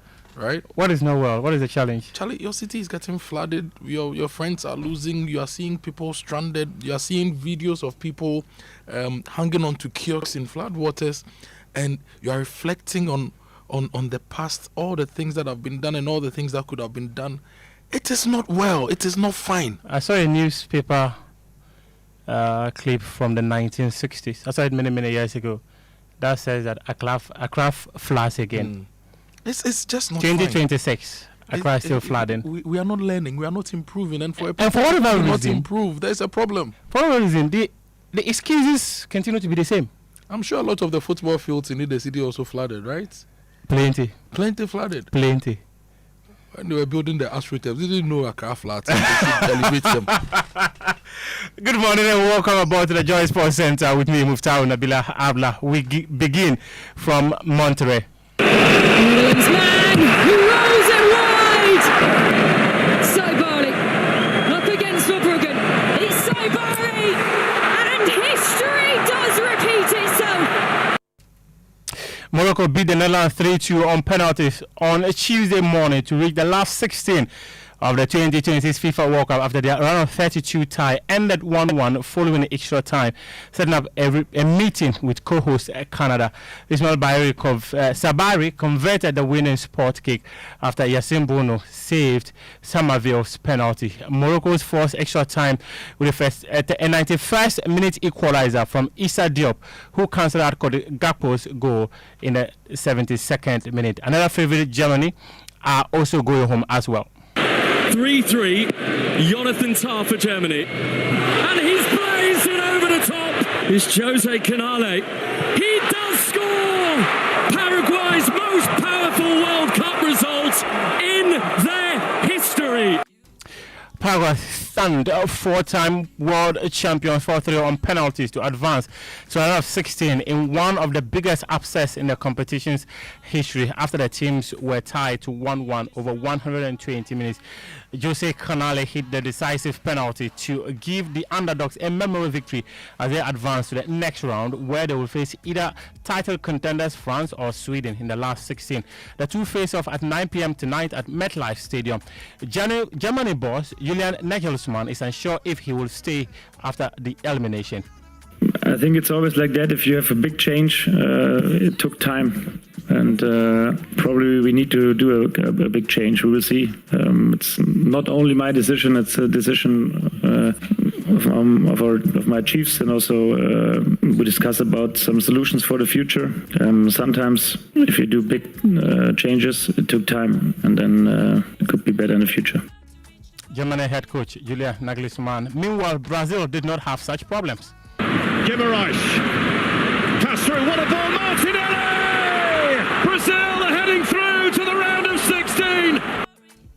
Brazil survived a scare when they fought back to beat Japan 2-1 after Gabriel Martinelli squeezed in a shot at the far post deep into stoppage time to send them through to the round of 16. Speaking after the game, Brazil boss Carlo Ancelotti praised midfielder Casemiro for his man of the match performance in the game. Casemiro is a leader. He knows really well his position, how to do in his position. Nobody can teach him how he has to play in that position. It's really important. Not new that he scored goal, because he scored a lot of goal in the Premier League this season, and he has a really good connection with the goal.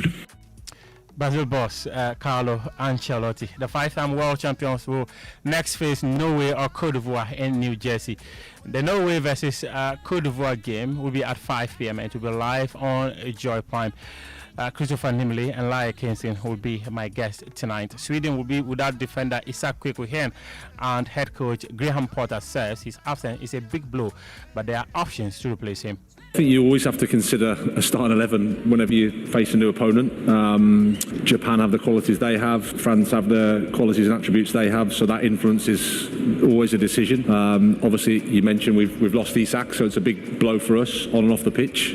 He's a key player, key person. But the good thing about the group is we've got everybody ready. Everybody's ready to help. Everybody's ready to come in and play. So I have confidence in that, and then we have to find the right solutions. Sweden coach Graham Potter. Co-host Mexico face Ecuador at 1 a.m. on Wednesday in the other last 32 fixture coming up in the next 24 hours. Now let's talk about the Black Stars and their preparations for the Colombia game on Saturday dawn.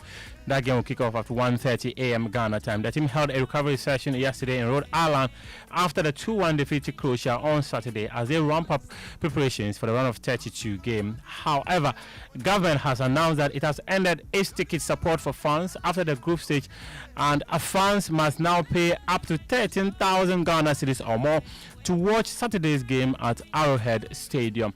Fentio Tahiri Fentio has details, including the team's itinerary. Ahead of the Colombia match, I can report that they are packing out of Rhode Island completely. So when they leave the team hotel on Wednesday, that's it. Ghana is no longer going back to Rhode Island. All their business in Rhode Island is done. That's because after Kansas City, there's only two options involved. It is either they're going home or they're going to Vancouver. So there's really no point whatsoever to come back to Rhode Island. Another thing, remember that the government purchased 1,000 tickets per game for the 3 matches in the group stages. And even with those tickets, it was really hard for the fans to get any sort of tickets. Well, I can tell you, even though the government bought tickets for that round, people struggling to get tickets, it's going to get worse because for the knockout round, the government has not purchased any tickets whatsoever. So every individual has to now decide to take out their ticket. At least as at the time of recording this video, the government had made a decision not to purchase tickets for fans anymore. So there'll be no subsidized tickets, which means that all the ticket prices you're seeing, average price of 1,200, 1,300 USD, is how much you have to pay for tickets to see Ghana take on Colombia. This figure, I wonder how many people will prepare. And in fact, I had a conversation with a friend of mine who said tickets are going for as far as $1,400, $1,500. Meanwhile, in 3 group games, the Black Stars have had slow starts in their 3 group games, and defender Gideon Mensah has an explanation for that. I mean, you're playing against teams that you've never played against. I mean, so it's always going to be like that, you know, like you take the first minutes to learn something out of the game. And then from there, you learn from the mistakes from the first half and then you come back stronger, you know. So I think it's not intentionally that we want to play bad in the first half, but it's almost like we want to also take our time to study the team that we're playing against. And then the second half, we fix whatever we're supposed to fix. Meanwhile, his teammate Jonas Ajete is confident the team will do its best to overcome Colombia. I think we have a great team here that we can deliver and then go to the extreme to do everything for the nation. Yeah. And I think everyone is going to do everything they can just to reach to the max cup. So I think, yeah, we should respect great teams from us, and then we are going to take it one step at a time, one game at a time, and then we make sure we deliver for the nation. Black Stars defender Jonas Ajete. Manchester City have confirmed the appointment of former Chelsea boss Enzo Maresca as their new manager, replacing Pep Guardiola from next season. The Italian joins after leaving Chelsea midway through last season, with the London club agreeing a compensation package with City. British media report that the fee is around £17 million. Maresca has signed a 3-year contract and is no stranger to the Etihad, having previously managed City's youth team and served as Pep Guardiola's assistant during the club's 2018-2019 treble-winning campaign. Also, Lewandowski, he has swapped the Camp Nou for Soldier Field after Major League Soccer side Chicago Fire announced the signing of the former Barcelona and Bayern Munich striker on Monday in a deal that will run through to 2027-2028 MLS season. On that note, Winston, welcome back. Thank you very much, Muftau. I believe that you're doing very well. The ticket is new, like $1,400, $1,500. So. Yeah, for you that's no money, isn't it? For you or for me? You, Muftau. I beg. My destiny helper may be listening. I beg you. you know this story. Let me tell you a funny story. So a man met a lady, and told the lady, "Hey, come here. You've met your destiny helper." Then the lady looked at him, not knowing it was the friend's daughter. So let's say you meet my daughter and say, "Oh, young lady, come, you've met your destiny helper." Then I show up and I'm like, "Muftau, what are you saying?" For real? He says, "Hey, Master, what are you saying?" You see, it's normal, Muftau. Don't worry. I know my destiny helpers are listening, so please don't block that gate. I'm sure you would cover the finals, right? Certainly, certainly. The grand finale. No, I'm going there on a FIFA accreditation. I beg. You see, that's what we're talking about. FIFA has accredited me, so I'll be going there on FIFA's accreditation. FIFA will buy the tickets for you. No, so what will usually happen is that you have to apply for match day ticket on the FIFA platform. So FIFA will issue the tickets to you. And you pay for it? No, you wouldn't pay. Oh, so you will go free of charge? Yeah, I'll go free of charge, yeah. Fantastic. If I were asked to pay 13,000, 14,000 for my ticket, yeah. And but you're a big man. Would have taken care of that. That's like 5 months. No, don't say that. The multimedia, group would have taken care of that. So don't worry. You're in safe hands. I mean, I know. I'm in safe hands. I know. You're in safe hands. But Ghana, Colombia. Before you go, Muftau, DJ Black was just asking me what I make of that game, Ghana and Colombia. It will be tough. The South Americans are very good.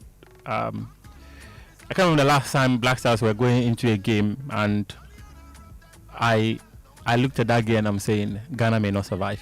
I can't remember. Oh, yeah. And so you think we may not survive?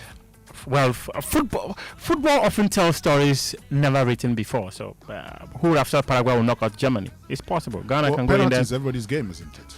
Not necessarily, but you need to work through the first phase of the game before you give yourself the lack of a penalty shooter. And Morocco also edged out Netherlands. Well, many people actually thought Morocco's success in the 2022 was by virtue of luck. They create their own luck. They play incredible football. I always knew it was going to be tough for the Netherlands. I always knew this, and they got the better of the Dutch, and they are through to the round of 16. Yeah, they're through. As for Germany, this is the first time they are losing the penalty shootout in the tournament? Yeah, in a long while, in a mighty while. But just that in recent years, since they won the World Cup in 2014, 2018, they got eliminated at the group stage. 2022, they got eliminated at the round of 16 or quarterfinal, and they've been knocked out again. So Germany in recent years have been struggling to put together a very competitive team. Yeah. But Ghana, they were based on what we showed against Croatia. Have we exposed how to beat Ghana? We've really shown that the team going forward needs a lot of work. Yeah. The gaps that Ghana left for Croatia to be able to exploit were too many. And was that not also because we didn't have all our first team members, some of our first team members in there? Not necessarily. Jerome Opoki and Caleb Renchi were on the bench. Iñaki Williams reserved, also sent back to the bench. That shouldn't be. You went with 26 players, so any player who shows up should be able to. Is it the case that Jerome Opoku and Ajite's partnership is solid for our defense? I don't think so. Lucasim did very well. In fact, he scored. There were those who felt that the nutmeg or the sulia that resulted in the goal, Lucasen could have done better. He could have. And in fact, his positioning actually blocked the goalkeeper from a clear view of the ball. So he could have done better. He exposed Benjamin Asari. And in fact, even the coach said that this is not a stage to concede goals from about 40 yards. But that was quite crazy. It just shouldn't be happening. I think he exposed Benjamin clean sheet Asari. Now the clean sheet is gone. The clean sheet is gone. But there's an opportunity in the run of 32. So hopefully they will do better on that day. With Benjamin Asari in post, I think we're safe. You are safe? Yes, clean sheet Asari. He was in post. We are not safe against Croatia. Oh no, it was the players. Thank you very much, Muftau, for joining us with the latest in the world of sports here on the Super Morning Show. But let's get interactive here on the Super Morning Show on Joy 99.7 FM. Social media messages brought to us by EcoBank, the Pan-African Bank. Number 10, liver salt, a refreshing relief. Carbol coffee with you every moment. And do you know how money really moves in Ghana? Well, at EcoBank, we know it doesn't move only on payday. It moves every day, connecting Ghanaians with their families, communities, and businesses. It's airtime sent to a sister, transport money for daddy, support for a cousin's education, and contribution towards family funeral, and a helping hand when it matters most. In Ghana, money is more than a transaction. It is people supporting people, families helping families, and communities moving forward together. That is why there's EcoBank, a bank built for the way Ghanaians and Africans move money, with one seamless banking experience across 34 African countries. EcoBank digital platforms connect people, businesses, and opportunities in Ghana and across the continent. Pay bills, transfer money, access ATM services, and manage your finances anytime, anywhere with the EcoBank mobile app, USSD *770# EcoBank online, and EcoBank ATMs nationwide. EcoBank, the Pan-African Bank, which means we can bring you the Joy Business Minute, and the Joy Business Minute is brought to us by Anointed Engineering Services, the generator experts. And you know, Anointed Engineering Services Limited is into the sale of ultra-silent, fuel-efficient diesel generating set with sizes ranging from 5 kVA to 3,000 kVA at competitive prices. And for every generator you acquire, you will enjoy a 5-year warranty. They also undertake maintenance and repairs of all kinds of diesel generating sets. Their services include a 24-hour emergency service, sale of genuine spare parts, reliable rental service, professional advice, sale of tire lights and rental. Located their East Legon branch at 26 Boundary Road, Legon, close to AH Hotel, and head office at number 77 Anointed House on the main Odoko Malam Highway, near the Odoko traffic light. They also have 21 branches nationwide, and they're into skill training. They have a training school that trains students in generators and plants, auto mechanics, electricals, and controls, as well as solar installations. They offer 80% hands-on training and 20% theory. So call them on 0243 480 334 or 0246 423534. Anointed. Now, they are the generator experts, and they bring us the Joy Business Minute every day here on the Super Morning Show on Joy 99.7 FM. But this morning also, I want us to, do something. Tell us where you are today and the situation post the floods yesterday, and whether you think we're doing enough to actually deal with the floods. Time now for the Business Minute. Hello, welcome to the Joy Business Minute, brought to you by Anointed Engineering Services Limited, the generator experts. The Chamber of Petroleum Consumers projects a significant drop in fuel prices from tomorrow, with petrol expected to fall by more than 6%. Some oil marketing companies are advising customers to delay fuel purchases unless absolutely necessary. Meanwhile, the National Petroleum Authority has intensified inspections at the filling stations to ensure fuel quality and prevent water contamination. President John Mahama has directed Finance Minister Dr. Kansela to force him to release emergency funds to support victims of yesterday's floods in Accra. And despite renewed strikes between the United States and Iran, shipping through the Strait of Hormuz remains steady, with commercial container vessels resuming transit through the vital waterway. And that's the Joy Business Minute, brought to you by Anointed Engineering Services Limited, the generator experts.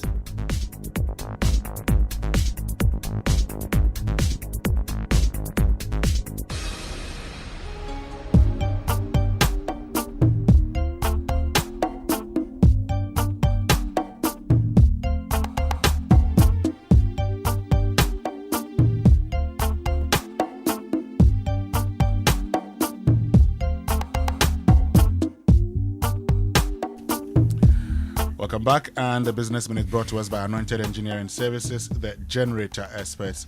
Time now for big stories here on the Super Morning Show, brought to us by Telecel, connecting energies, and Cowbell Coffee with you every moment. And as part of big stories this morning, we're still finding out, whether we could have done more to prevent the floods, and what could we have done. That's a conversation coming up here on the Super Morning Show. And it's cold. It's a cold morning. Grab a cup of Cowbell coffee and get going. Whether you are getting ready for that exam, especially the law school people, those pushing deadlines at work, those cooking up the next big idea, maybe some area boys who did an excellent work yesterday. You could give them cups of coffee this morning and give them Cowbell coffee. Through everything, Cowbell coffee there with you every moment. And look, travelers, the days of switching off your data when you travel are over, because with the Telecel World Plus roaming bundles, it gives you unmatched value and the best rates across up to 100 countries, including every country in Africa. No more landing in a new country and worrying about how to order a ride, find your hotel, navigate a new city, or stay in touch with family and friends. No more hunting for local SIM cards, no more fear of expensive roaming charges. With rates from 0.09 pesos per megabyte and incredible value on voice and data, Telecel World Plus roaming bundles keep you connected from the moment you land. So whether you're traveling for business, on holiday, or following the excitement of the World Cup, you can stay connected with confidence wherever you go. So relax, don't worry about roaming cost. Just do you. Dial star 5959 hash or activate your bundle on the Telecel Play app today. Telecel, connecting energies. And it's always refreshing when you travel to other countries and know that you can get in touch with those at home, without resorting to internet or WhatsApp, because In some countries, if you are in Dubai and you cannot use your WhatsApp, shall it somewhere, you understand? Yeah. To make calls. So it's good that Telecel is doing this for us. But Winston. Yes, Kojo, you want to make a point? I noticed something yesterday which I want to bring to our attention. Please do. You see the Oponglo spot that gets flooded. Yesterday, so on the way to work, I saw a lot of water gushing down there. So on my way out, I went there to observe. Now, if you're headed towards Oponglo, right, if you're going in the Oponglo direction, and you look to the side of the road, the median, you see we put some concrete there to hold back the road, the laterite, more of as a retaining wall. That concrete is cracked in different spots. And yesterday when I was driving there were 2 policemen directing traffic in the rain. God bless their souls. I saw the laterite behind the concrete breaking off bits and pieces. I have a feeling a lot of water has soaked up in that laterite. And if it should continue to rain this season and water gathers on that part, there will be load which will be pushing. There will be a lot of load on the road, right? And the water that gushes from the University of Ghana Sports Stadium also hits it. And I'm afraid that road may collapse if we don't go back to fix that retaining wall. If what the GMET is saying is anything to go by, the volumes of water we are expecting this season is anything to go by, that road may collapse. And so I want highways and urban roads or whatever institution that must deal with it, go and look at it, go and inspect. The retaining wall is cracked. The moment it starts cracking, the load bearing capacity of that road will be reduced. And whenever it rains, the water collects on it. And we know that as water seeps into the sub, it reduces. With time, there may even be a sinkhole. So let's just go and inspect and be sure that, because if it collapses, N4 has a problem. And that place is already traffic prone. We won't have the luxury of convenience in that area again. So they should go and check. Good. Now, I want to make a point, because I've seen messages that say, oh, so floods kill nobody in America. All right. Now, we're not saying that some floods cannot cause disaster. We're saying that when we consistently over the period, when it rains, there's flooding, then it means we're not doing something right. Okay? In other jurisdictions, there's early warning and they will detect it and actually advise those who are minded to move from areas that are likely to be affected. Yep. And so sometimes 1 week to a hurricane, you're always told, okay, there's this hurricane that is getting close. You know what is going to happen. The interior minister is telling us that, oh, the warning came at 11 p.m. Oh, okay. But you see, the reason we invest in early warnings is to get warnings early. But maybe let's agree, and warnings are such that sometimes you don't know when nature may want to strike. So it came late. If we had done something, if we had done the right things, as the task force told us they were going to do, we wouldn't be where we are today. And Akoto Boateng, I went to look out for, an episode of Upfront that I did in, I think this was in 2022, because Engineer Mahama, was having a conversation with me, and that time he talked about, how we know what to do, and how, this conversation about the hydrological authority will not do anything if we don't do the right thing. Now, I went to look out for it. I saw the topic at the time was Ghana's floods. Is the hydrological authority the solution? Now, this is 4 years ago, so that's 2026. And in there, Kojo, I talked about something. How at the time we needed $5 billion to fix our drainage problems. $5 billion amount was about 40 billion Ghana cedis at the time. You know how much had been released? 400 million cedis, 1%. And that's our problem today.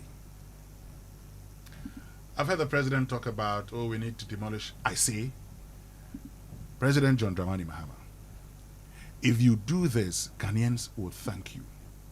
Because then you would have solved a major problem in the capital city. I know that your party people will say, oh, then no, if you do that, you make the party unpopular. You know what? Ghanaians are right-thinking people.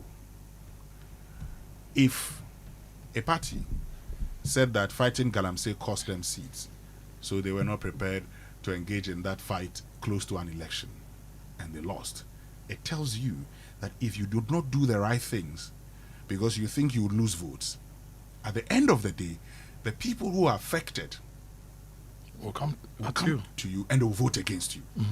When you do the right thing, then you can say, I did this. Yes. Because at the end of the day, that man who is going to be affected, he would also know that it is important so that the right things, so that people can have a better life. You don't go and build in a waterway. Today, if you ask me, the people who would always say, oh, Chal, I've got some land here, I've got this there, I've got this there. I say, oh, you wait. When the rains come, I'll come and check. About 6 years ago, there was a client who took me to the Wager Hill.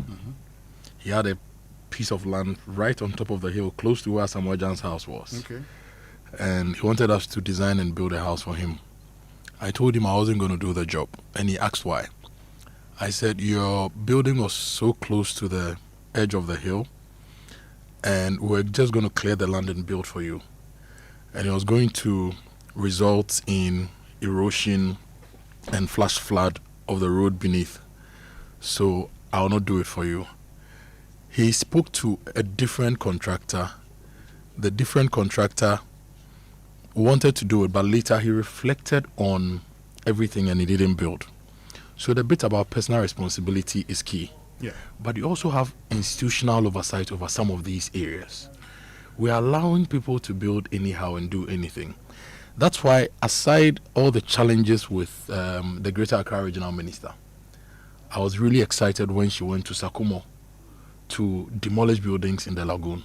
Okay. At least she showed us that something could be done, and she got something done. Kojo, let's do this, okay? We've been joined by Dr. Ohinesafo. He's project coordinator of GARID, the Greater Accra Integrated Development Project that we've been talking about all the time. And he's joining us now to give us an update on that project. Dr. Ohinesafo, good morning, and thank you very much for joining us. Good morning. Winston, is that Winston? Yes, Winston here. Yeah, Winston, good morning. Great. So before we get into everything, you as project coordinator, help us briefly understand the scope of the GARID project and what it was set out to achieve. All right. GARID was initiated on the back of the 2015 floods, which led to some studies and designs. Eventually, we having this project. The project looks at three things. One is to look at the drainage, the other is to look at the solid waste, and the third is to look at the metropolitan governance arrangements. Now, it focuses exclusively on the Odo basin, which is just one of 9 basins serving the Greater Accra region. The only thing is that the Odo runs centrally through the region, so it affects the most commercial bars. That's how come whenever there's a high income of flooding, the cost of the damage is quite high. What we did what we're supposed to do under dredging is to address the engineering bottlenecks, to also ensure that we also have a means by which the channel capacity can be maintained, and then also to have a flood early warning that would complement, because there's a limit to what engineering can do, and then you have to now look at adaptation measures while you adapt to the incidence of flooding where your engineering doesn't work. We also understand the connections between solid waste management and then the flooding. It's one of the factors that was identified as having influenced the 2015 floods. So there's a solid waste management component that's linked to the drainage issues. We also have some 3 community upgrading projects. And lastly, we are supposed to also work with 17 assemblies through which the Odo runs through to help them in coordinating the flood management. So those are the elements that constitute broadly the Garrett project. Okay, now I'm actually on your website right now, and I see here that the Greater Accra Resilient and Integrated Development Project is the first in a series of projects designed to build the resilience of the national capital, with the initial phase covering a 5-year period, 2020 to 2025, right? And Yes. it's funded by the World Bank and has been designed to address most of these challenges, especially in the targeted flood-prone vulnerable communities in the Odo Basin. And the goal of the project is to improve flood risk and solid waste management in the Odo River Basin of the Greater Accra region, and improve access to basic infrastructure and services in the targeted communities within the Odo River Basin. Has that been achieved? No, we haven't fully achieved that, but we are on our way to that, except that there are extenuating circumstances that are also impeding our ability to fully attain that.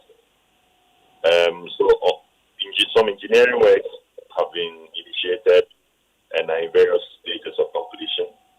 Some operational works have been initiated, like the dredging, for example, has been initiated. We still have additional engineering works to be done, for which we have now received commitment authorization to proceed, and so we're in various stages of procurement. Okay, now you have to look at just a second. You have to look at the entirety of the Garrett as a system that must work together. And if you don't have all of the parts working together and the complementary actions also functioning at optimal, then your goal, you might not be able to attain everything that you intended. Okay.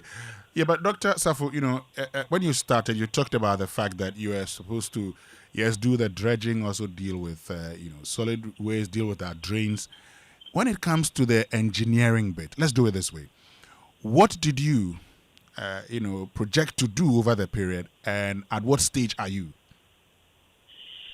We are at different stages. Okay, so we are supposed to work on let me start from the dredging. Sure. There was a backlog of materials within the basin.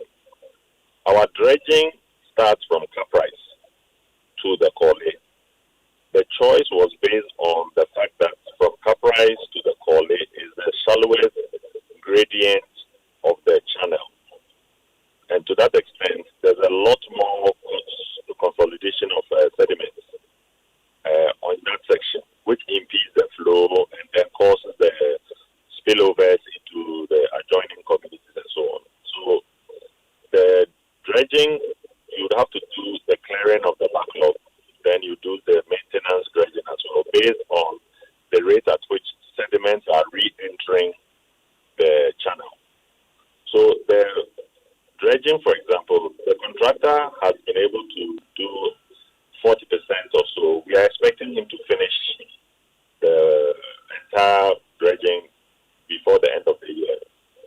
Then he's also commenced the maintenance dredging, and that will be continuous and is incidental on what we call trigger levels or trigger mechanisms, where we've established certain depths at which, when the sediments build up, then the contractor must go in and then do the dredging again. So that's what we have done. On the engineering, we are doing this Kaneshi subcatchment.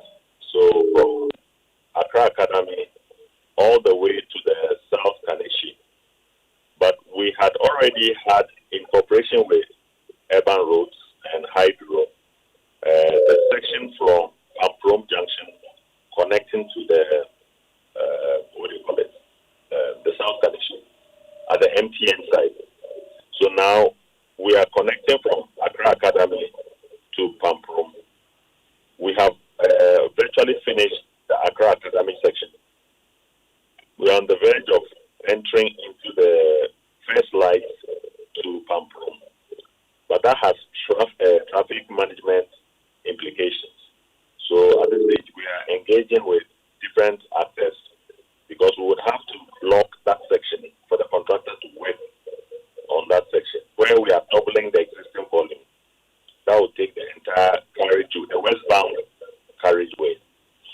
But because that place is a heavily trafficked area, we need to be careful about how we commence works and divert traffic. So all of those engagements have been going on, different stakeholders, for them to appreciate looking at the alternative routes and all of that. Okay. We also have, sorry. Oh, go ahead. No. Let me just. We also have the other side of the Carnation, where we are starting from Bank of Ghana quarters, which is opposite of Accra Academy. And then it comes all the way to the Takrady station, and then goes through the Abosokai Road, and then hits the South Kaneshi, then runs parallel to the mosque, the former National Mosque, past ICGC, into the online section. That would then enter into the Kole. The contractor has also worked on the downstream section, the ICG section, and now we have to, he will finish a small section, and then we have to enter into Abosokai. You see that the same situation as we have in from Junction. This Abosokai section, the Ikan Street, is also heavily trafficked, and so we need to finish all of the engagements for the people because it will disrupt businesses, to disrupt traffic. So there's a lot of interactions and engagements while the contractor finishes the remaining parts of the downstream section. Okay. So these are some of the engineering works.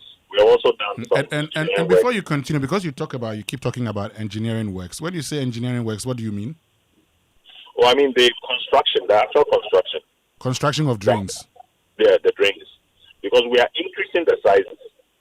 We are doubling, in some places, we are doubling the size from, say, 5 meters to 10 meter width, and we are deepening. So that's quite heavy construction that has to be done. Okay. Now, Dr. Safo, so the engineering works that you talk about, you tell us, oh, they were trying to do this where they've started.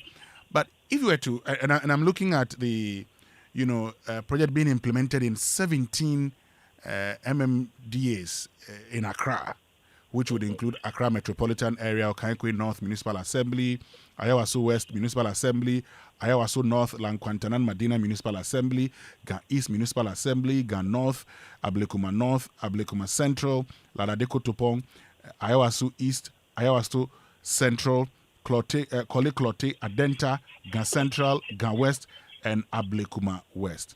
Now, all these areas, you'd have to do engineering works there. How much has been released to you so far?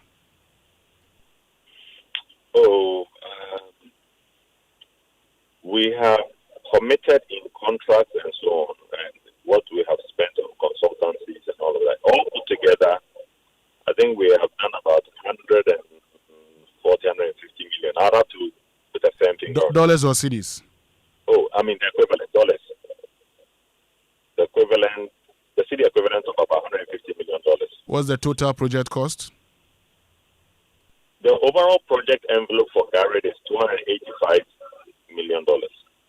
Now, this is a project supported. Because part of the project was committed to the COVID fight, the funds in the project, $65 million. So the net is $285 million. Now, this is a project supported by the World Bank, right? Yes. Has the World Bank released the $285 million to the government of Ghana?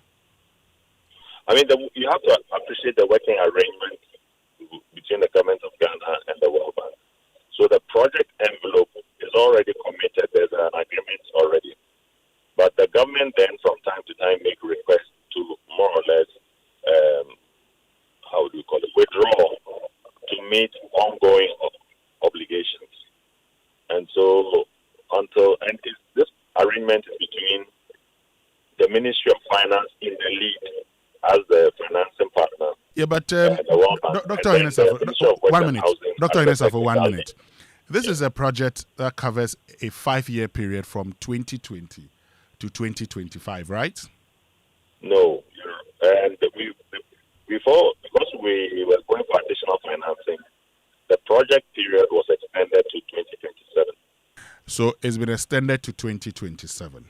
Yes. Now, what I do know is that when you're talking about commitment certificates, but also based, I want to find out the kind of arrangement we have with the World Bank, because we want to know whether funds are being released, whether the funds, first of all, hold on a minute, whether based on the arrangements we have with the World Bank, the Ministry of Finance has engaged the World Bank for the release of funds. If that has happened, we want to understand how much has been released to you by virtue of the commitment certificates for you to do the work. That is very important, because if you talk about 40% and around we are on course, that's not what Ghanaians are. But Ghanaians would want to see impact, so we don't have the situation that we're having today. All right. So I was trying to explain, but as maybe you didn't understand. The arrangement between the Ministry of Finance and the Ministry of or the World Bank covers the entire project. The funds are progressively withdrawn to meet ongoing obligations. And so that's how much, as I said, so far we have committed in contract about that much. We have still contracts that we are yet to commence. We've now received commitment authorization to proceed. So we are in the processes of doing the procurement of those ones, because there are still some bottlenecks like bridges that are impeding the flows. That require. We also need to do detention bonds. So we now are proceeding on the procurement for those ones, having received the commitment authorization from Ministry of Finance. Were there any delays when it comes to releases of funding that has affected the progress of the works? Oh, let me put it this way. Partly because of this, debt exchange and IMF conditionality and so on, there were certain ceilings that were imposed that affected the financing at some point. So, of course, some of the contractors reduced drastically their work while their invoicing was being processed. So we've come to an arrangement where, as and when we receive funds, we quickly pay up, and then they are also working. So it's an ongoing thing. Yes. So at some point, we're affected by cash flow. As and when those things are resolved, we proceed with the work. So there's been a delay. At some point, there's been a delay in the release of funds. At some point, we have experienced some stoppages of work by contractors because their funds have not been paid. But if you look at the contract itself, there's a period within which the client has to pay. It is not all of them that those periods have been exhausted, but because the contractors have cash flow issues, so they tend to slow down the work. Because Dr. Safo, hold on. When you say, please hold on. When you say contractors have cash flow issues, Dr. Safo, hold on. Yeah. When contractors work, they would present certificates. Yeah. Funds would be made available to them, and then they continue. So they will start first of all with mobilization. Then, as they continue, they raise their certificates, and then funds are made available for work done. And the expectation is that that be channeled into additional work. What cash flow problem again are we talking about if the government of Ghana and the project is paying them? So the contract gives the client a certain duration for the contractors to be paid. Most contractors would want that once I raise my invoice this week, next week I should get paid. But the contract provides that we can pay within, say, 60 days. So if he's not received the payments after next week, then there tends to be foot dragging, not committing enough resources to do the work. And then, we have to go into this back and forth with them to press them to continue with the work because the client has not exhausted the period for payment. Okay. Now, I realized that in 2023, the World Bank released $150 million to the government of Ghana under the project. You're aware of that? Yeah, that was the additional financing I spoke about. That was the additional financing that you spoke about. If that is added to the previous funding, that becomes how much? So I was showing that original financing was $200 million. $65 million was committed to the COVID, like because of an arrangement between the government and the World Bank. So we had $135 million available for the project, and then subsequently, through another agreement between the government and the World Bank, the 150 was added. So we have a total portfolio of 285. Good. Now, this is it. When the project started, and I've just checked, the project at the initial stage, $200 million was released, and you've talked about the COVID bid, so yeah, that's understandable. Then in 2023, $150 million.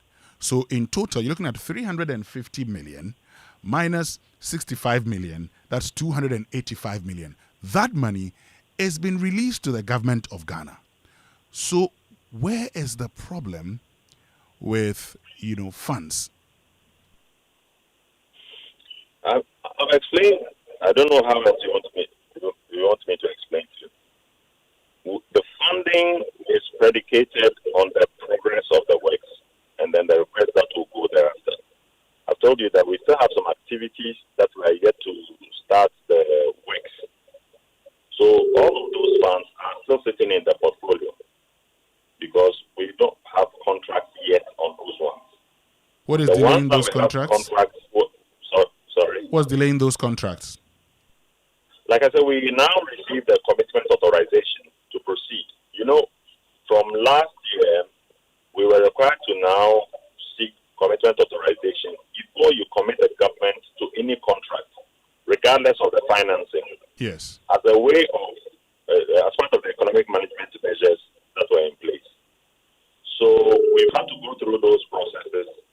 Having finalized designs, you submit your request for commitment authorization. When did you submit your request for commitment authorization? There are different contracts. We started submitting from last year, but there are different. We have about 10 or so activities. So depending on when the designs were completed, we submitted, But now we have all the commitment authorizations, and we have now proceeded on the procurement. Now you talk about different projects, 10 projects at different stages. Has the process been frustrating for you? Frustrating. It comes with the territory, and it's not just financing. It's a number of things. Yesterday, as I watched all the unfolding scenes, one of the things that saddened me is that the level of human activity that has induced this is significant. And I think I've had discussions with Kojo, with you yourself, and a few other media people about the rate at which developments are happening upstream. This dredging contract is being affected because of the rate at which sand is coming into the channel.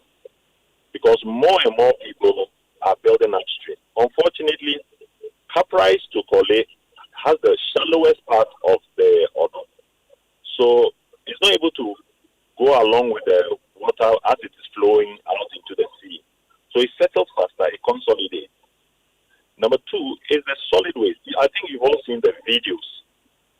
The extent of solid waste that is coming into our channel. Our contractor has to dredge. As part of our environmental safeguards, he has to clean the material before he disposes it.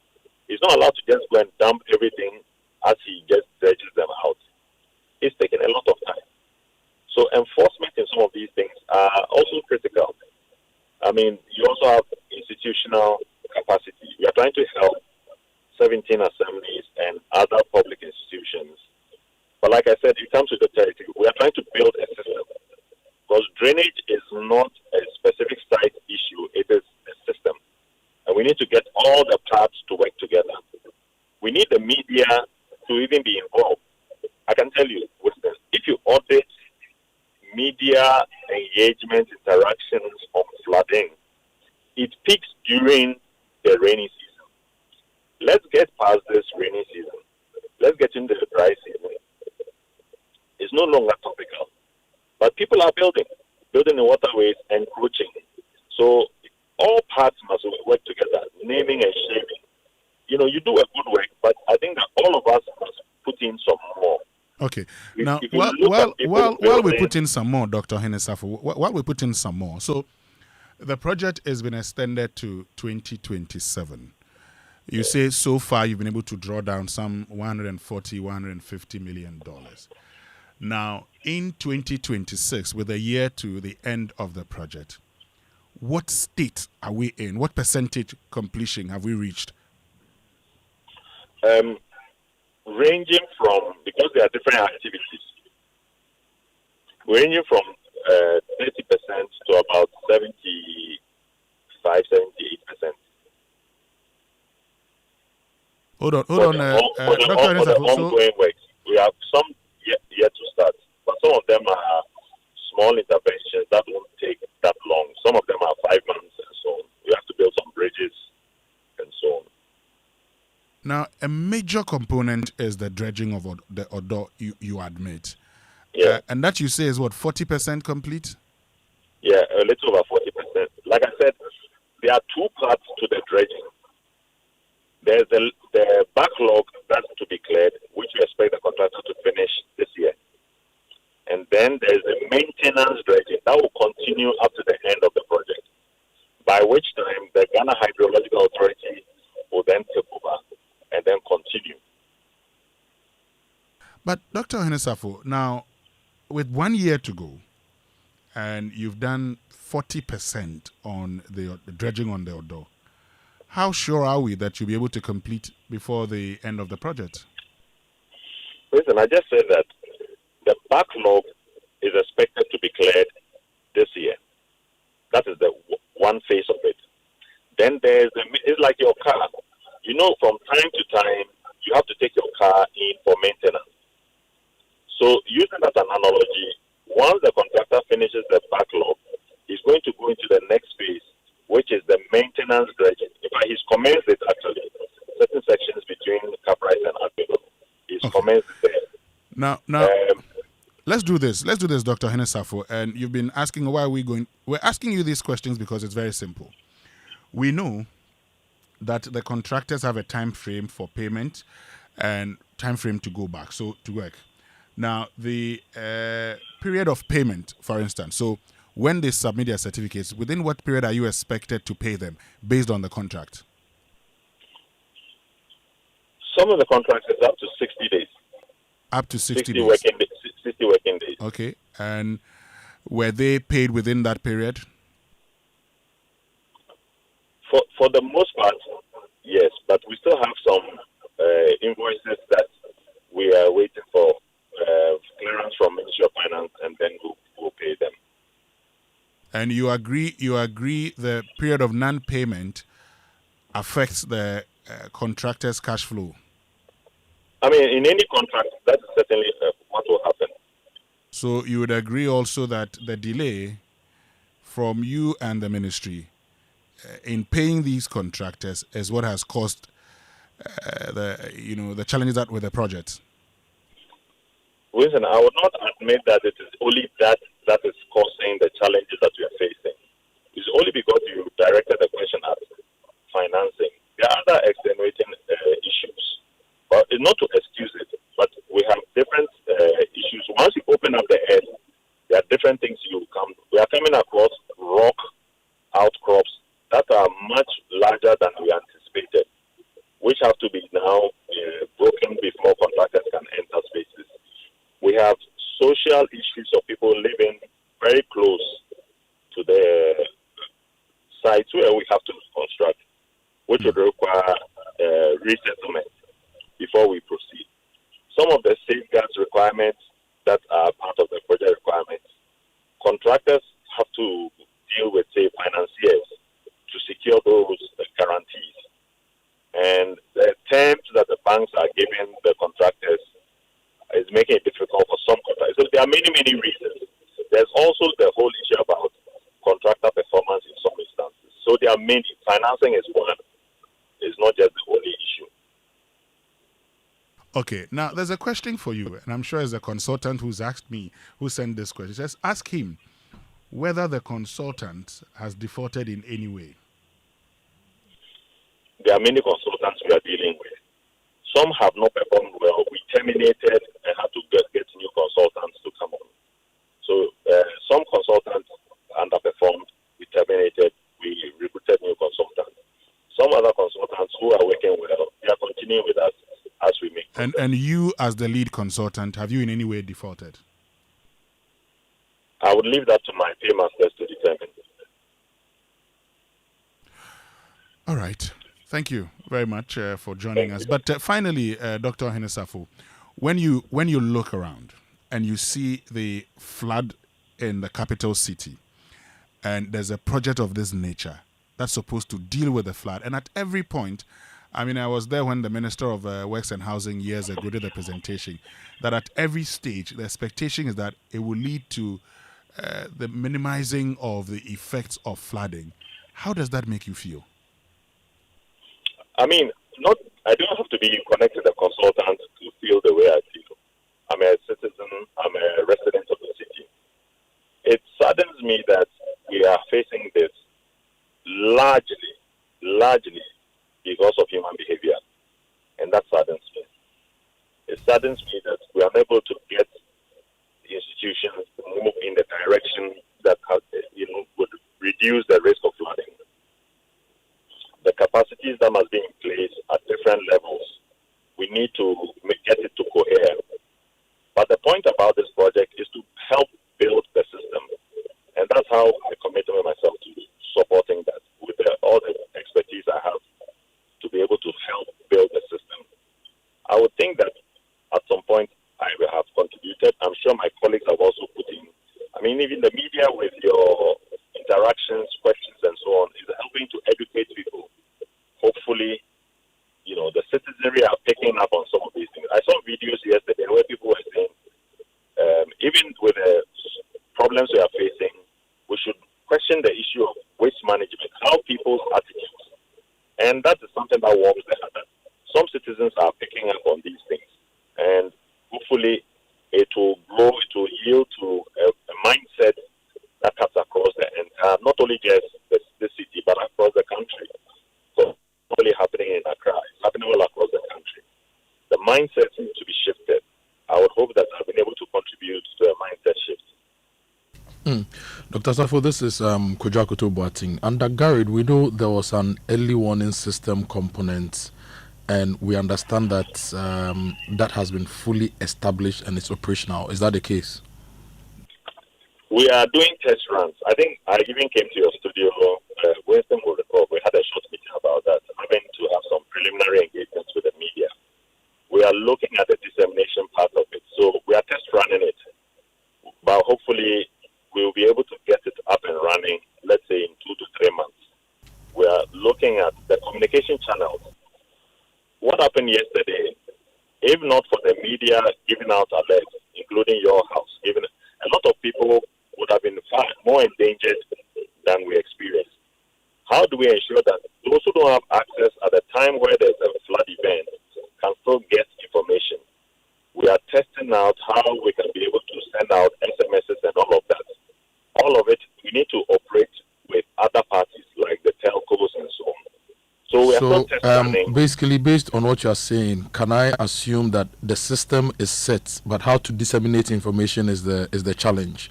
Based on that, did you have any information regarding what you were to expect yesterday? And could you have used any other means to inform the populace to avert some of the losses we saw? Like I say, we are working out the communication part of it, but it is part of a system. You cannot make it stand out as if it is not part of the system. So where the rain gauges working as we expected, automatic weather stations and transmitting information, we're getting some information, but we need to make sure that all of it as part of a network is working well. then we can also look at the dissemination part. But I think that we are working with Ghana Hydro Authority, the Ghana Meteorological Agency, and then NADMO.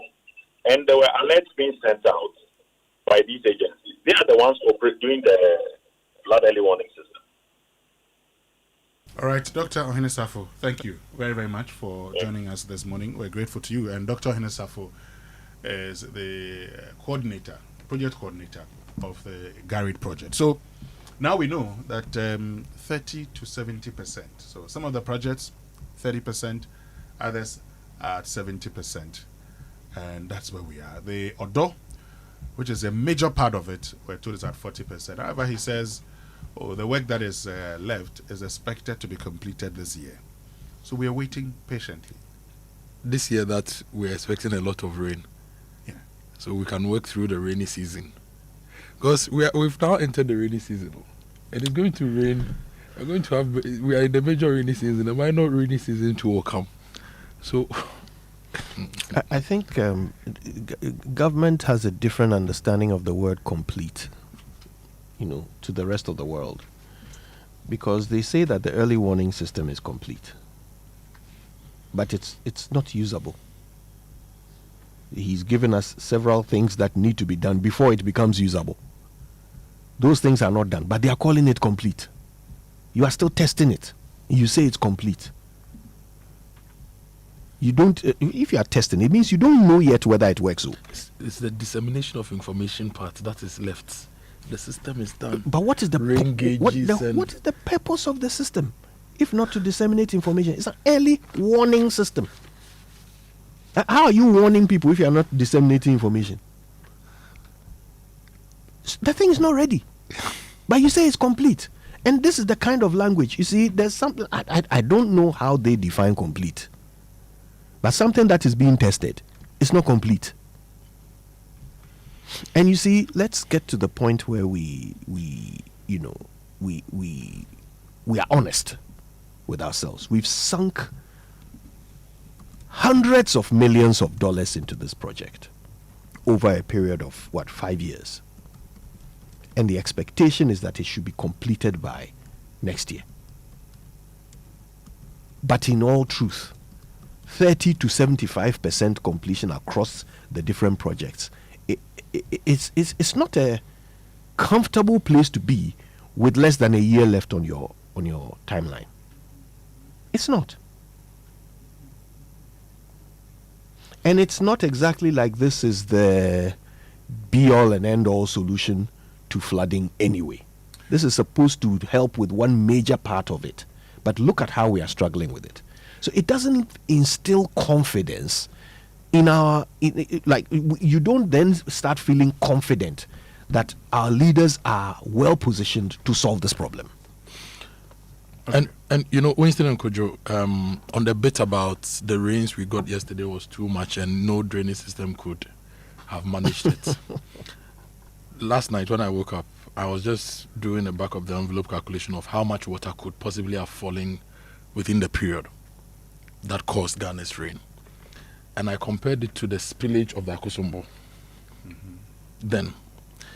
And basically, the Akosombo spillage 2 years ago or so was 16 times the entire annual surface of all the 12 Greater Accra regional catchments. Okay. And we know the channel through which the Akosombo water flow through and the destruction it caused and the destruction we've seen here. So it means that in Suneto, it was a lot, but realistically and comparatively, it wasn't so much. It wasn't an unmanageable quantity of water. You see the whole thing? It wasn't so much. If we just did the right thing. By the way, the new city that they want to build, isn't it where the Akosombo flooded? It's in the Accra Plains. No, we'll build it better. The Accra Plains. It's the Accra Plains. Guys, let me just say this. And speaking to Dr. Ohinesafo, and as is the case with a lot of people involved in government projects, I have a feeling that the funds that were released may have been fired and used for something else. Oh, How? I have a feeling. But you can't use World Bank money for something else. Hold on.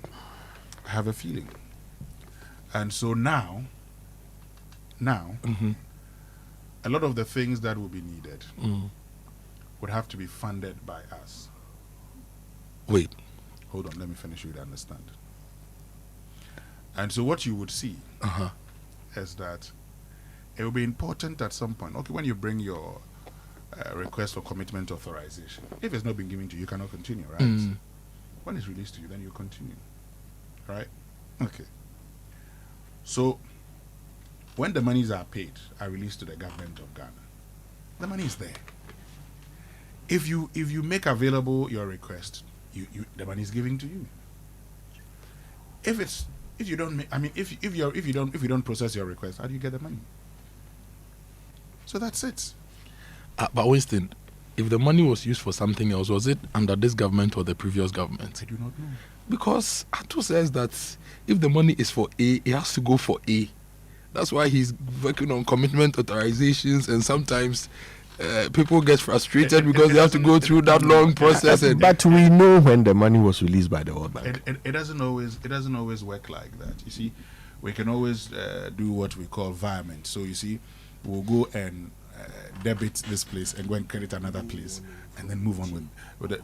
Nana Benyu, you want to make a quick point? Yes. So I was going to say that the way projects work, okay, particularly with some of these international donor agencies, the only way the money could have been used for something else is when there's reallocation of funds. And so if there's reallocation of funds, then it means that the World Bank would have approved that reallocation. Okay, so that's just a point that I wanted to make. But otherwise, and you see, the other thing is that projects work this way. Even though a certain quantum of funds are allocated for the project, they don't release the entire funds to you. And so there are specific activities that need to be implemented.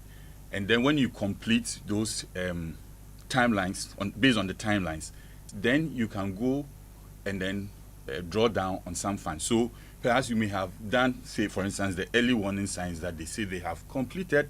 Once that is done, then you go and retire the funds that have been released for that fund, and then you can draw down on some of them. That's why it's important for us to know how much money have been disbursed already by the project, how much have been sent so how much have been retired, and what withdrawal applications, which I'm sure he talks about commitment allocation, how much of that have been submitted to the implementing agency, whether Works and Housing or Ministry of Finance, and how much of that has gone to the World Bank.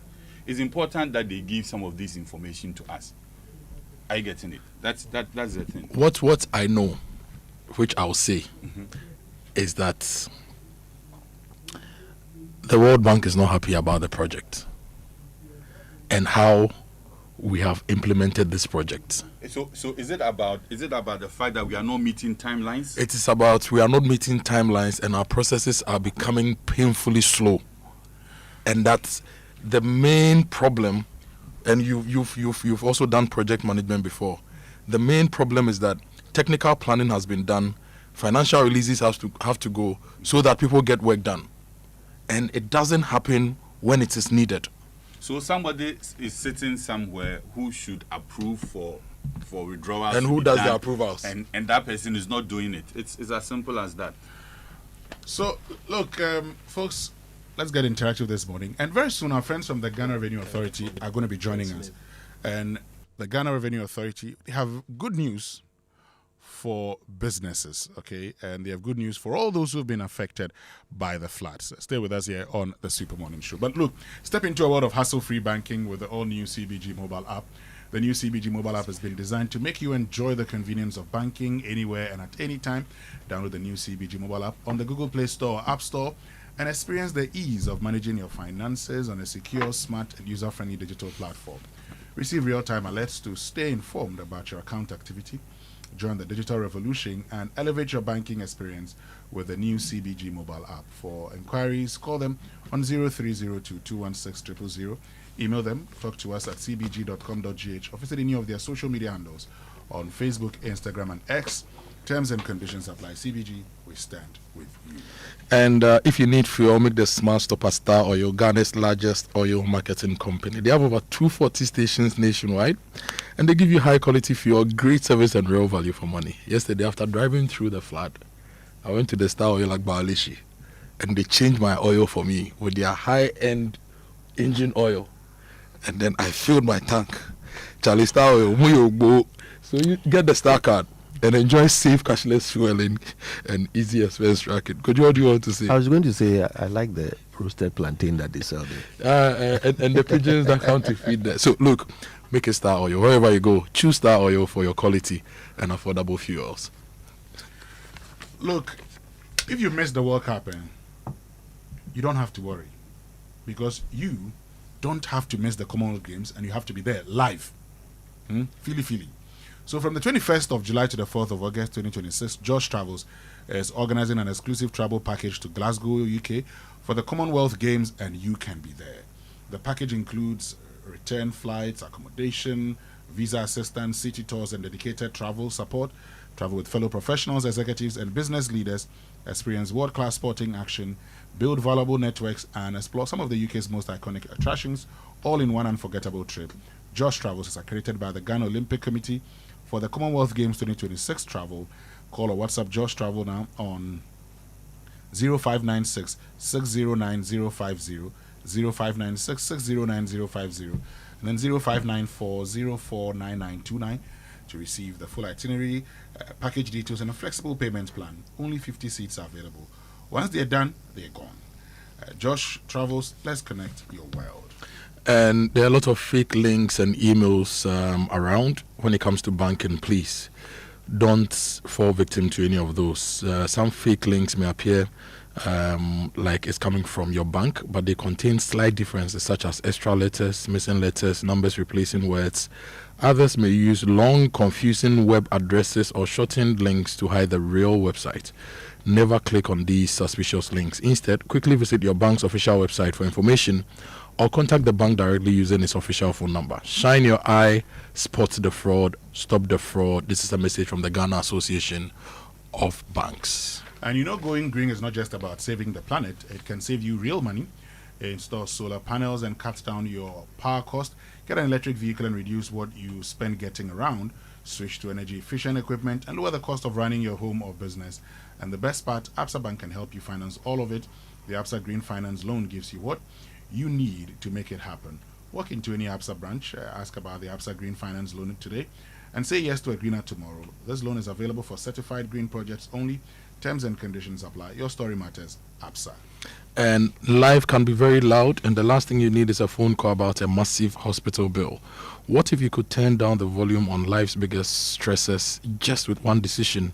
Yes, with Eden Care, all that noise just stops. Eden Care is a dedicated individual and family insurance plan that combines everyday accessibility with the trust and experience of a proven health insurer.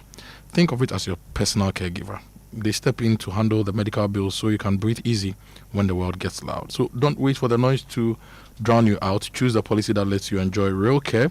Reach out right now at edencare.acacia@myenterprisegroup.io and choose Eden Care today. Eden Care is brought to you by Acacia Health.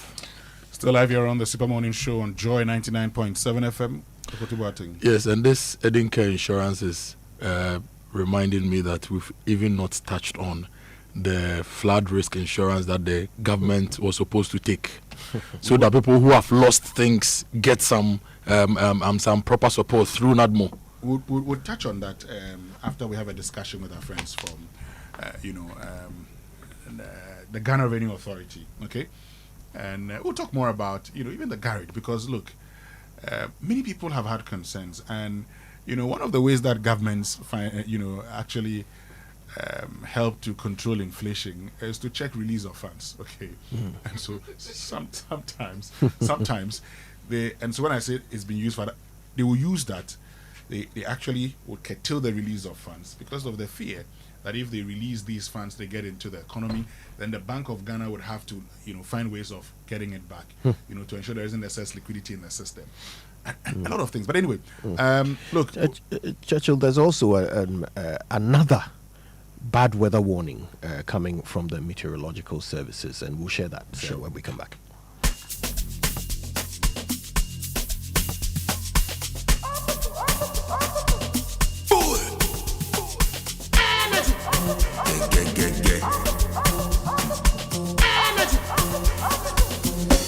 Mix. Yoy. I'm feeling in soda. Yoy. Double the dose and I'm living in coma. I'm feeling in soda.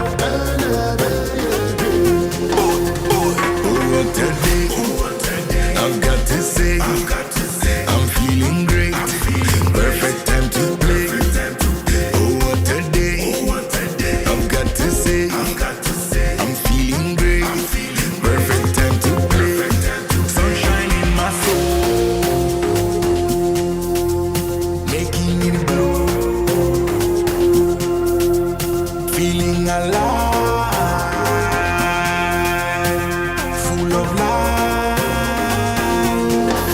Electric energy, electric energy, electric energy, electric energy, electric energy, electric energy, electric energy. I'm feeling high, I'm feeling insomnia. Double the dose and I'm living in coma. Hey, 10 to my lab, 15 life. And give me the melody, mama soon see. Just give me the money, make I go my holiday. And we got the land, we go do shade. I be the biggie big baller. I be the big baller. Pretty bank teller, give me the pounds and dollar. I be the biggie big baller. I'm feeling high, I'm feeling insomnia. Double the dose and I'm living in coma. Be the lab, I ain't the keys, I'm an insane.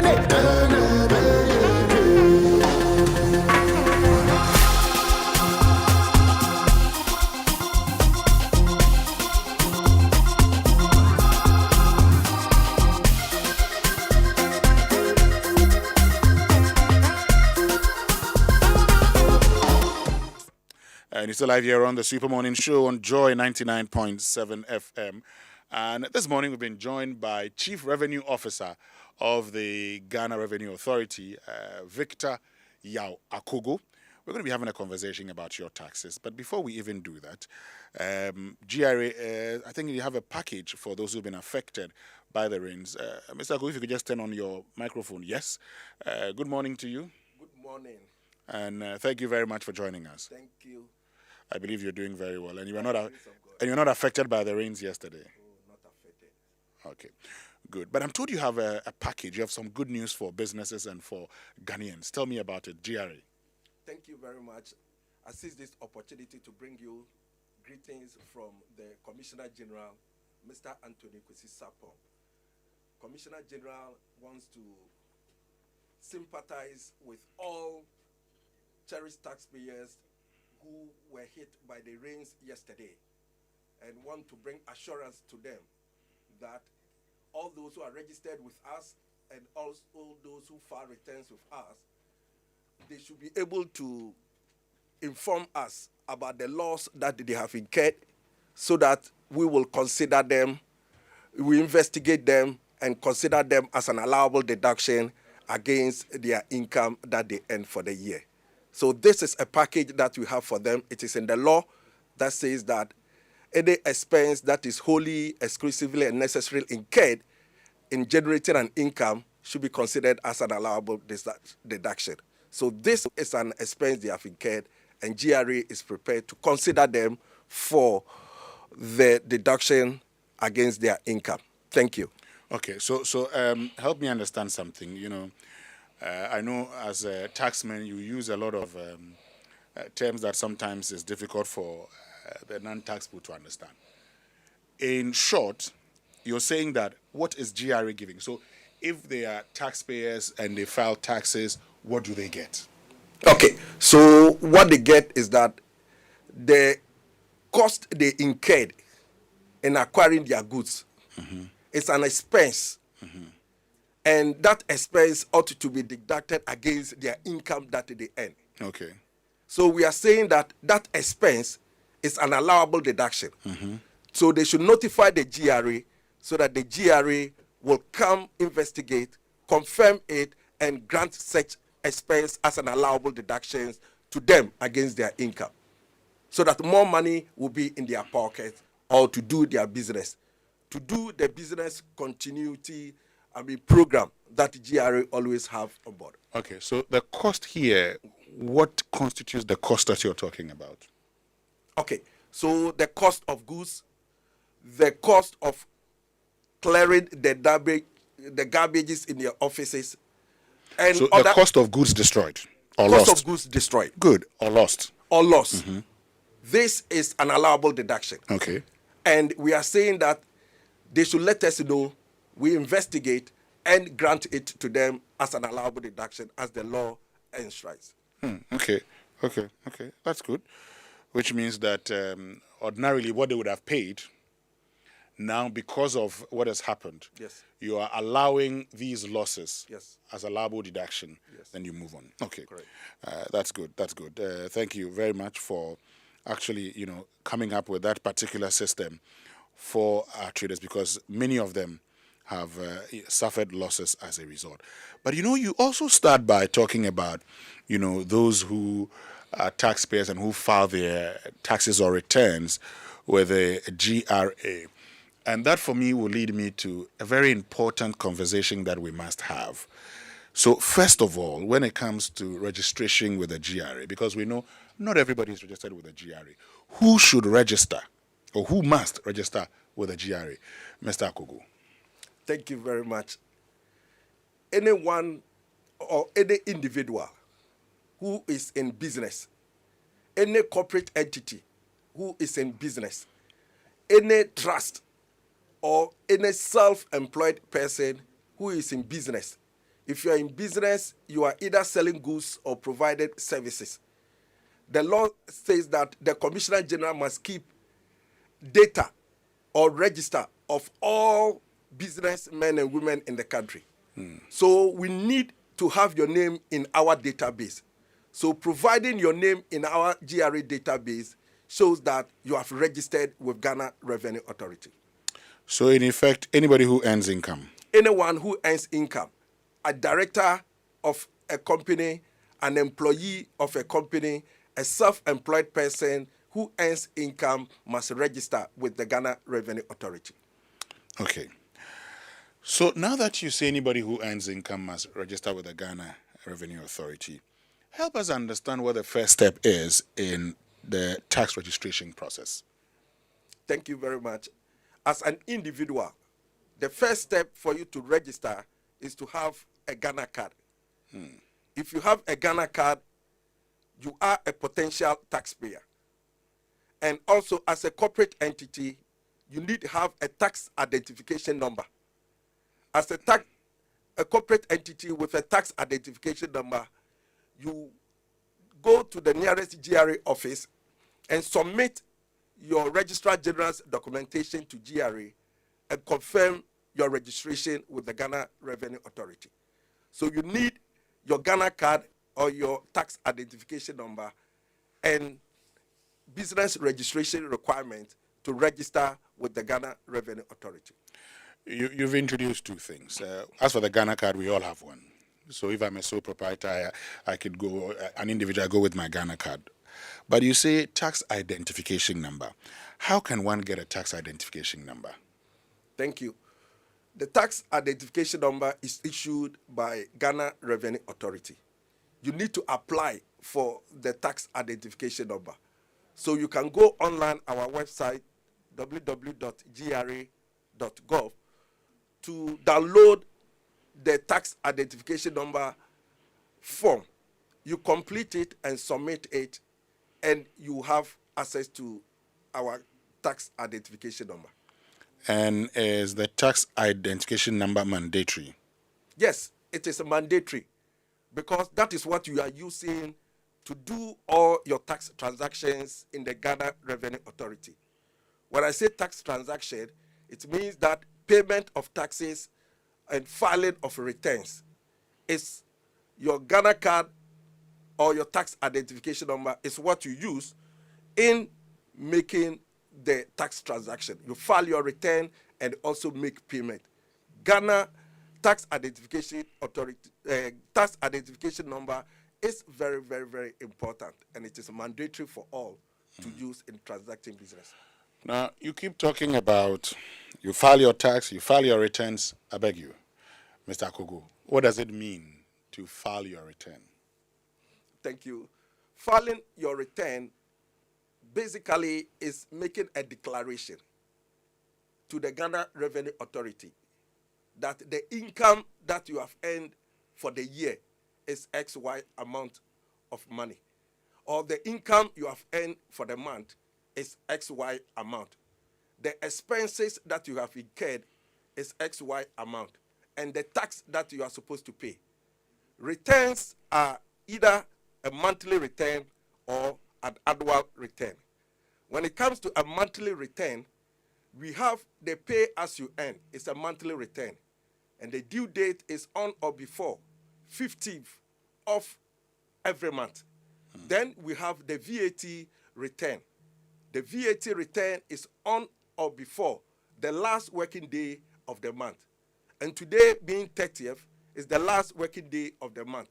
And therefore, we are calling on all our cherished taxpayers that today is the last day, and therefore, they should be able to file their monthly VAT return so that Ghana will get the needed revenue to be able to fix some of the, challenges that we have encountered. Thank you. Great. So let's look at it, carefully. You've talked about, when we're supposed to file, but who's supposed to file their tax returns? Thank you. Individuals who earn income, corporate entities who collect VAT on our behalf, or who earns income are expected to file return.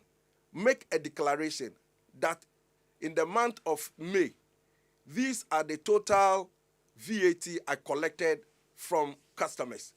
And 30th June, I am accounting for such VAT. So when it comes to the VAT, just by way of clarification, so it means that the collections of the previous month, so if I make collections in, say, June, I would file those in July. Correct. Good. If I made them in May, the deadline is today, right? Okay. Yes. You're always giving a month to do that. Yes. Yes. So continue. You're making. So you are in possession of government money for 1 month, and therefore, on or before the last working day of the month, you are to declare those incomes that you have collected on behalf of government and account for it. We account for it by going to the taxpayers portal, the www.taxpayers portal, and file our returns over there. What happens if a taxpayer does not file? Okay, so if you don't file your tax return, it means that you are concealing income to government. You are not making a declaration. So you pay a penalty for not filing your tax return. And for not filing your tax return on a due date, you pay 500 Ghana cedis plus 10 Ghana cedis anytime the return is in default. So it is a cost that every businessman, every businesswoman, every individual or company registered must avoid. So we are here to create the awareness and to encourage all to file their tax return to avoid the penalties. And in case you don't make any money over the period, must you still go and file? Yes. You have to file a nil return. Declare that you didn't earn the income. Let us be aware. Don't keep us in the dark. So return filing is an opportunity given to you. Although it is a mandatory and a constitutional requirement, it asks that you should make a declaration to the appropriate authority about your income and pay the appropriate taxes. So if you don't earn income, you have to make a declaration, file a nil return, and let us know that you are not liable to any tax thereon. Okay. I like that. But in case you don't do that, do you still pay the penalty? If you don't do that, you will pay the penalty, especially annual return. Annual return is where you have up to the end, 4 months after the end of the year. April. Yeah. 30th April. All employees, all workers, all business income earners ought to file a return. And if you don't file the return, you pay the penalty. 500 Ghana cedis plus 10 Ghana cedis a day that the return is in default. Thank you. So how do I file my return? Okay, so GRA, went digital. So we file all our returns online. We download the www.taxpayersportal.com. That is the browser we use to download and be able to use to file the return. So you go to Apple Play Store, you download www.taxpayersportal.com. Then you are able to file your tax return through the portal. Thank you. Good. But there's a question here before we continue. It says, Winston, good morning. I remember when the Ghana card was first introduced, the GRA people, in one of their presentations, like this, told Ghanaians that our Ghana card numbers would be used as tax identification numbers. So I'm surprised that Mr. Akoto of GRA is saying this morning that we should register for tax identification numbers with the GRA. Please find out why there are no more using Ghana card as tax identification number. Mr. Akoto. Thank you very much. For individuals, your Ghana card is your unique identifier. Your Ghana card is what you use to pay your taxes as individuals. So as directors of company, your Ghana card is what you use to pay your tax. And therefore, anyone with Ghana card, that is what you use to pay your tax. But as a corporate entity, an artificial person who cannot talk, you need to have a tax identification number. And that tax identification number is generated by the Ghana Revenue Authority. Thank you. Okay, so you've got the answer to your question, which means that for individuals, you can use your Ghana card. But for the corporate entities, you need one from tax identification. Yes. Now, let's look at the methods by which we can pay our taxes. What methods are available for us to use in the payment of our taxes? Okay, thank you very much. To pay your taxes, I want to say that the due date for paying your taxes is the due date for filing your return. So if you file your return, it's like you are making a declaration that this is XY amount of tax that I need to pay. And you have to pay the tax by generating a tax bill. If you generate a tax bill, then you go to the nearest bank and pay the tax over there. You can also pay your tax using our short code star 880# or star 222#. The twos are 222. So star 222#, star 880#. Or you go to the bank and pay your tax. And today being the last day, we are emphasizing that all taxpayers, VAT is due today, 30th June. Go to the bank or go to our GRA offices for assistance. Our offices are open to assist any taxpayer who is encountering challenges as far as the payment of taxes are concerned. Please, let's go to the GRA office, go to the bank, and pay our taxes over there. Thank you. Good. You've told us about, when we should pay and what happens if we don't pay or if it's delayed. But can we pay in installments? Yes, you can pay your tax in installment, but terms and conditions applied. Hey, what are those terms and conditions? Yes, so you need to apply to the Commissioner General and tell the Commissioner General the reason why you think you cannot pay your tax on the due date. in Commissioner General's own terms and conditions, he grants you the opportunity to pay the tax. But the extension will not be more than 12 months. So he gives you that terms, and to the extent that he can ask you to pay a security or a surety down as a commitment that you pay the tax as and when they fall due. Thank you. Good. So you know what to do in there. But how can I confirm that I've paid my tax? I mean, the question, how can taxpayers confirm their payments? Okay. So to confirm your tax payment, anywhere you pay your tax, you need to have your receipt. You need to have an acknowledgement, something to show that you have paid the tax. So you shouldn't give money or check to any bank without having an acknowledgement letter. So there must be a receipt given to you, and also there must be something to show that you have paid your tax. And evidence is very, very important. And that is what the GRA will look for as a confirmation that you have paid your tax. Thank you. Great. And the most important thing about the paying of taxes is that everything we do in this country, we use that same money.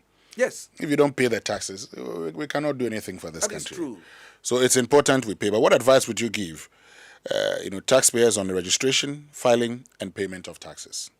Okay. So all that I want to say is that all taxpayers, all persons doing business, earning income, must register with the Ghana Revenue Authority timely. Register.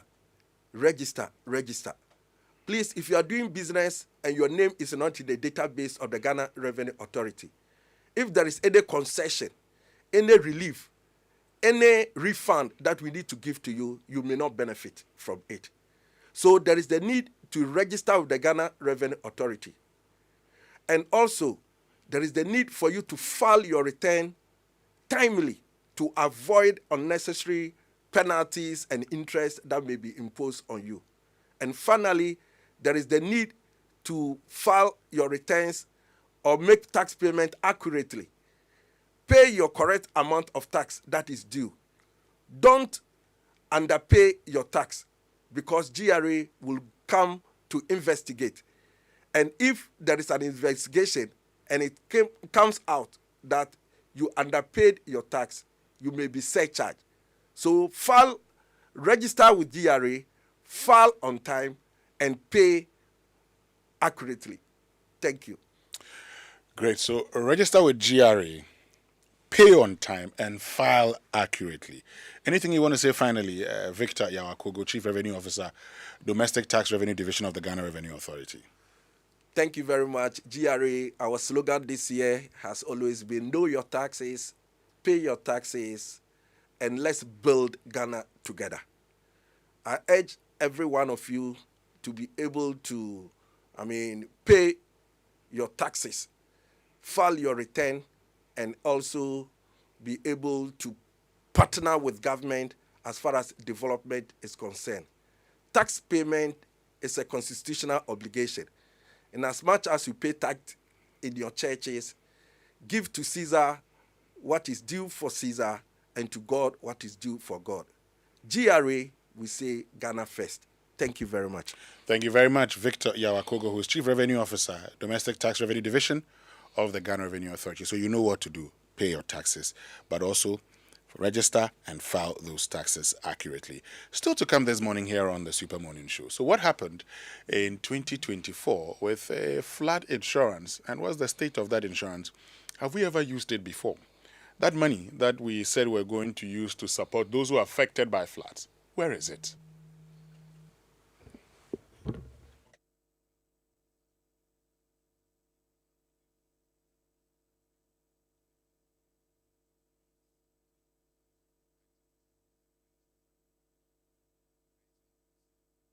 Of sending it to the appropriate place. Even in the air, we discovered many illicit dumping sites where the wetlands are. People have gone to create a waste dumping ground, and they charge 20 cedis for the aboboya to come and fill the waste into the wetlands. And when it has filled sufficiently, they sell the land to people to come and build on it. And so we need to, one, look at it from an engineering perspective in terms of how we can open up the channels, but at the same time look at how we can identify all the buildings that are obstructing the waterways. We've said this many times, I'm tired of hearing it, but anytime you begin to take action and you start breaking houses, people think that government is inhumane. But when the problem arises like this flood, it affects everybody. Unfortunately, the flooding has been very extensive today for several reasons. One, the recorded rainfall today is one of the highest in several years.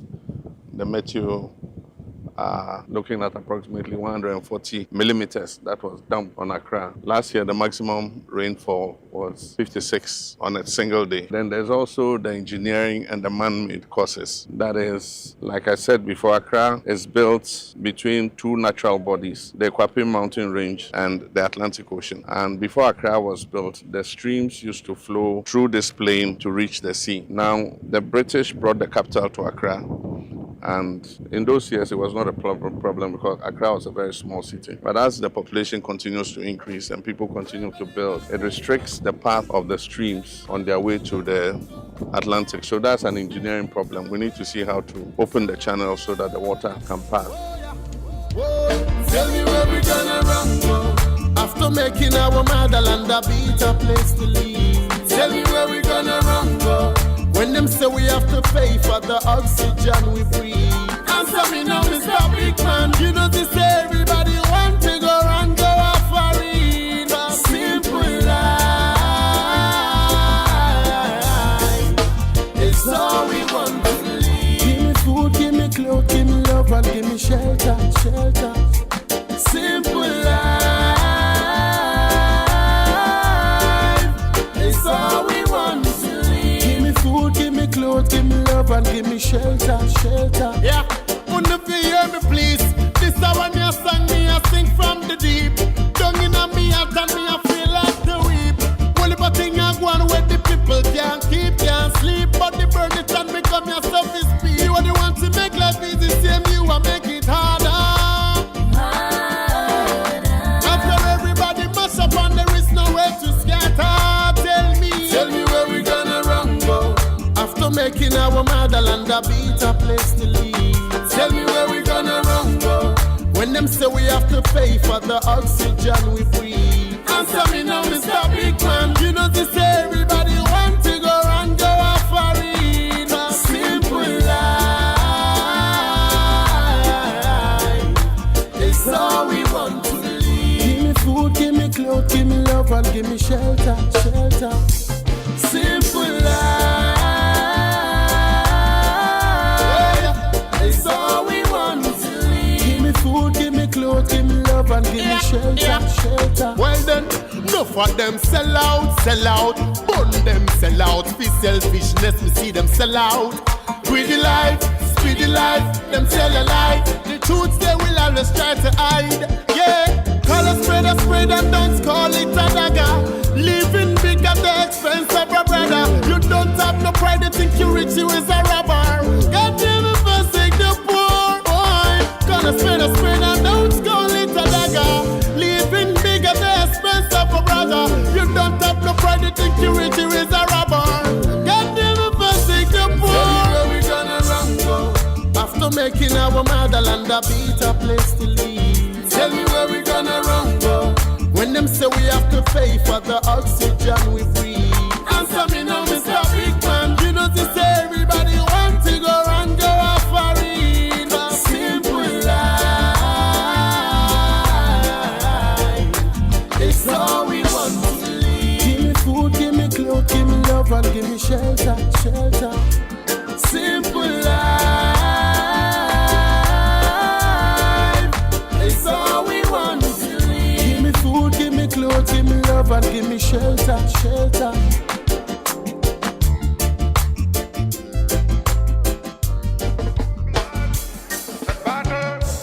Has ended. Episode again.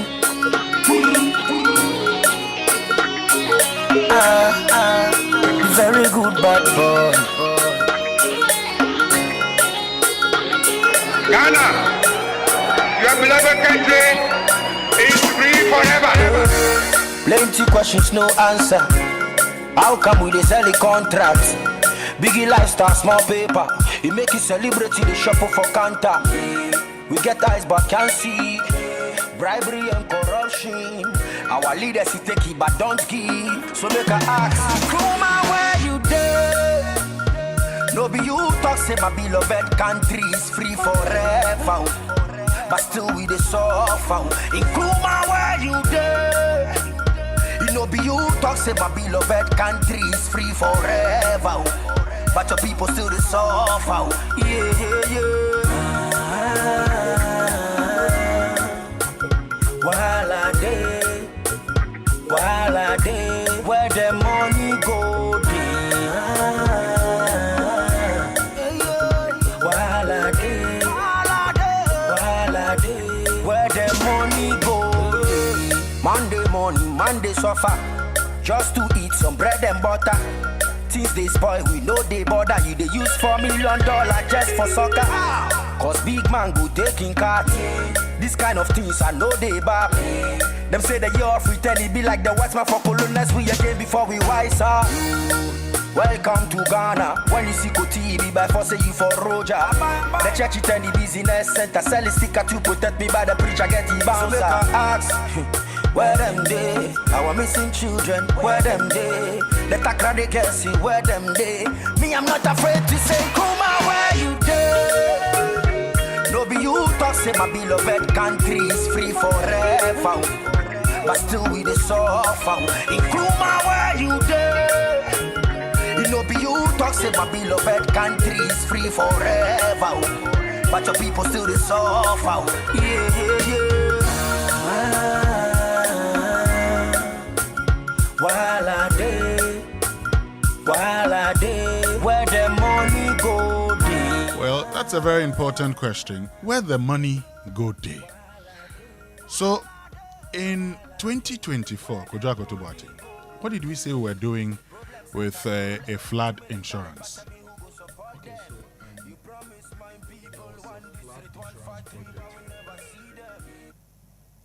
flood insurance project for urban Ghana, which was launched in the year 2022. Right. Now, this project is very, very important because Kojo, hold on. I think I need to check your microphone because I don't seem to hear you. Okay, let's see if it's working. Can you hear me now? No, I can't hear you. Let's see. Okay, maybe you should use this one. I can't hear you. So get into. Let's start all over again. Yes, in 2022, what happened? We had a flood risk insurance project for urban Ghana launched in Ghana. Now, the official name for the project was Flood Risk Insurance Project, which was a tripartite agreement program. Started in July 2022. The project was to be delivered November 2024. The project formal close was May 2025. And we got a grant of about 1.3 million euros for that. Now, this grant was from different partners, including the German government. And this flood risk insurance project was to benefit 1.2 million people directly and 5 million people indirectly. So basically, everybody in the Greater Accra metropolitan area. Now, the project team developed two parametric insurance solutions. One is a traditional excess rainfall cover insurance product triggered by predefined measured rainfall amounts. And the other was a more innovative flood footprint product, which uses satellite-mounted radar to detect water on the ground irrespective of rainfall. Now, the project team recommended that we use the FFP, the flood footprint product, due to the higher accuracy and proven applications elsewhere. Now, if Ghana had implemented the FFP solution, it would have been the first country in the world to deploy this new type of satellite observed flood insurance for its people. And the German Federal Ministry for Economic Cooperation and Development, BMZ, via the Insu Resilience Solutions Fund, implemented by KfW, gave us some money. The Insurance Development Forum, IDF, also put some money in it. It was also supported by the UNDP Insurance and Risk Finance Facility.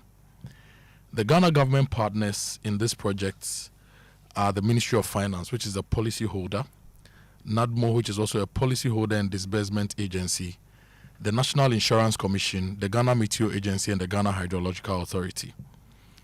There was a private sector consortium also involved. Allianz Insurance, Swiss Reinsurance, HKV, which is a flood risk modeling company in the Netherlands, ICEYE, which is a microsatellite Earth observation business, and Flood Tags. Now, project was launched in June 2022. Product development phase was 2 years, 2022 to 2024. The two parametric products were developed. ISF offered premium financing to the government of Ghana. And then in January, President Mahama became president, right?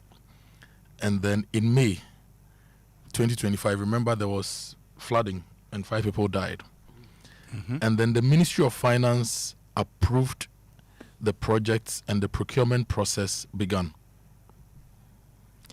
As it stands now, we don't know whether we have procured the insurer and paid the premium so that the flooding we've seen so far, people will get help, proper help, not the bags of imported rice and the mattresses and the water buckets and the things we give to people when it floods. For example, those whose businesses have been hit, the poorest of the poor, they should be able to get enough money to get back on their feet and recover. We have tried to get information about where we are with this project and this flood insurance. Winston has tried. I've also made some calls. We don't know where we are with this particular project. I will share with you what the Ministry of Finance advertised some time ago in the newspapers. This was 15th of January 2026. Ministry of Finance, project name Sub-Sovereign Parametric Flood Risk Insurance for the Greater Accra Metropolitan Area. Request for expression of interest. Engagement of licensed insurance companies to express interest in underwriting the government of Ghana's $10 million parametric flood risk insurance cover for Ghana, for the Greater Accra Metropolitan Area. And basically the objective is to identify and engage eligible local insurance companies or a consortium of both local or foreign companies capable of underwriting and delivering this $10 million insurance project for us. Why am I bringing this up? It's like most beautiful things we try to do in this country, which can solve problems. We start them, and it's either we are not prioritizing them enough, or even prioritizing the citizenry enough to bring them up to speed so that they know that the state is doing something in our interest. So far, from 2022, we know that flooding is a big problem in the Greater Accra Metropolitan Area and some of the other areas, because this year we've seen how flooding has been. And we got a grant to put together this project. 2 insurance options were given. We agreed to go with one because it was more innovative and it could solve our problems. As it stands now, we don't know whether we've paid the premium so that the people who have been affected and the people who will be affected by flooding again will get proper help and not the handouts we give them. And the Ministry of Finance is leading this with NADMO.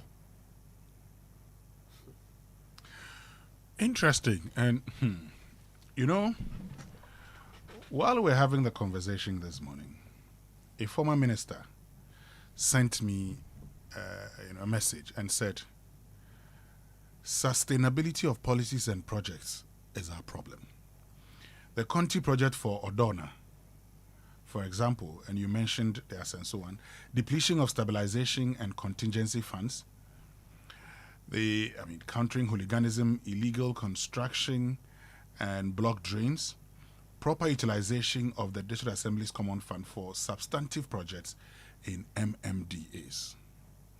And here, he makes reference to the fact that most of the time, the funds that are supposed to be channeled into projects substantive projects, they get in there, but they're even held at the top because we passed a law that gave the minister, a local government minister, and the Minister of Finance the chance to actually find ways and means of keeping some of our District Assembly's common fund in Accra. But it will be important, and the Ministry of Finance would have to speak to us on this. So the advertised, and you shared the agreement that talks about, the circumstances, two main objectives, the circumstances under which we can actually deal with this, access these funds. So what is the status of the parametric, flood insurance for the Greater Accra metropolitan area to benefit about 1.6 people directly and 5 million people indirectly? So we are all parts. If you live in the Greater Accra region, this flood insurance policy practically is covering all of us directly and indirectly. So where are we with the thing? Mm-hmm. Anyway, we have Kwabena Poku on the line. Okay, let's speak to Kwabena Poku. He lives at Chado, right? And was affected by the floods yesterday. Kwabena, I hope you're doing well this morning. Yeah, we have life, so we can't complain. Tell me, yesterday, what happened? Okay, so this is my own experience. So I usually work from home in the morning till about 10 before I go to the office. So I worked very late Sunday evening, so I slept around 4 a.m. in the morning. And I woke up just lying in bed. I could hear the rain falling, so it was really nothing serious. So I heard my doorbell ringing, got out of bed, stepped down, and I stepped in water. So I was a bit confused, so I rushed out. The security guy had come to knock my door and said that the place was getting flooded, so if I could move out. And within 20 minutes, the water level had gotten to my chest, and I'm about 6 feet tall. Wow! Right, so the water level had literally got into my chest. My fridge was floating, washing machine was floating, my sofa was floating, my bed was floating, and this was within 20-30 minutes. So as much as I could salvage, I did, and my neighbors and we moved to the second floor of the building, and we could see most of our neighborhood gone. Water levels as high as the walls. Every single car on the compound submerged. It was a total disaster. Now, is this the first time you've experienced something like this? I've been in that neighborhood for close to 3.5 years. It's the very first time we've experienced anything like this. Very first time. A few weeks ago, we had something similar. It wasn't as high as this. It was just surface level kind of flooding. And where we are, it slopes down. If you know Chado, there's an area called Pillar 2 in Chado. And it literally slopes down to that huge gutter that heads to the, the Labadi Beach. Right? There's this huge gutter. So apparently these rains are coming from the mountains, get to that place and head to the Labadi Beach. Some people have literally built walls covering that particular gutter. So normally when it rains, the water slows down into that gutter. But now the water couldn't go, so it was coming back up. Back up the hill. So, and that was the scary part, And as much as it's an engineering issue, it's also an issue with people who, through their sort of inconsiderate, lifestyle, they decide to, inconvenience everybody. And for us in that neighborhood, we also blame the assembly. They give out these permits, these building permits. So to see them coming around and making all sort of noise and screaming, "We stand with you, we stand with you." Excuse me for my language, but that was a total BS. Well, so you talked about you trying to salvage what you could and move to the first floor. What was lost in the process? What could you salvage? What did you lose?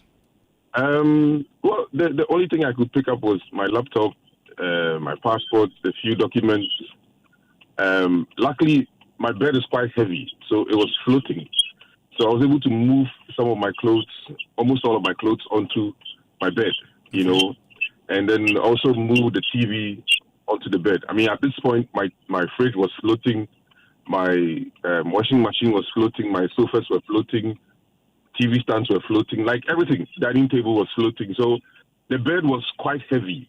So I realized that I could balance it with my clothes, my shoes, and a few things.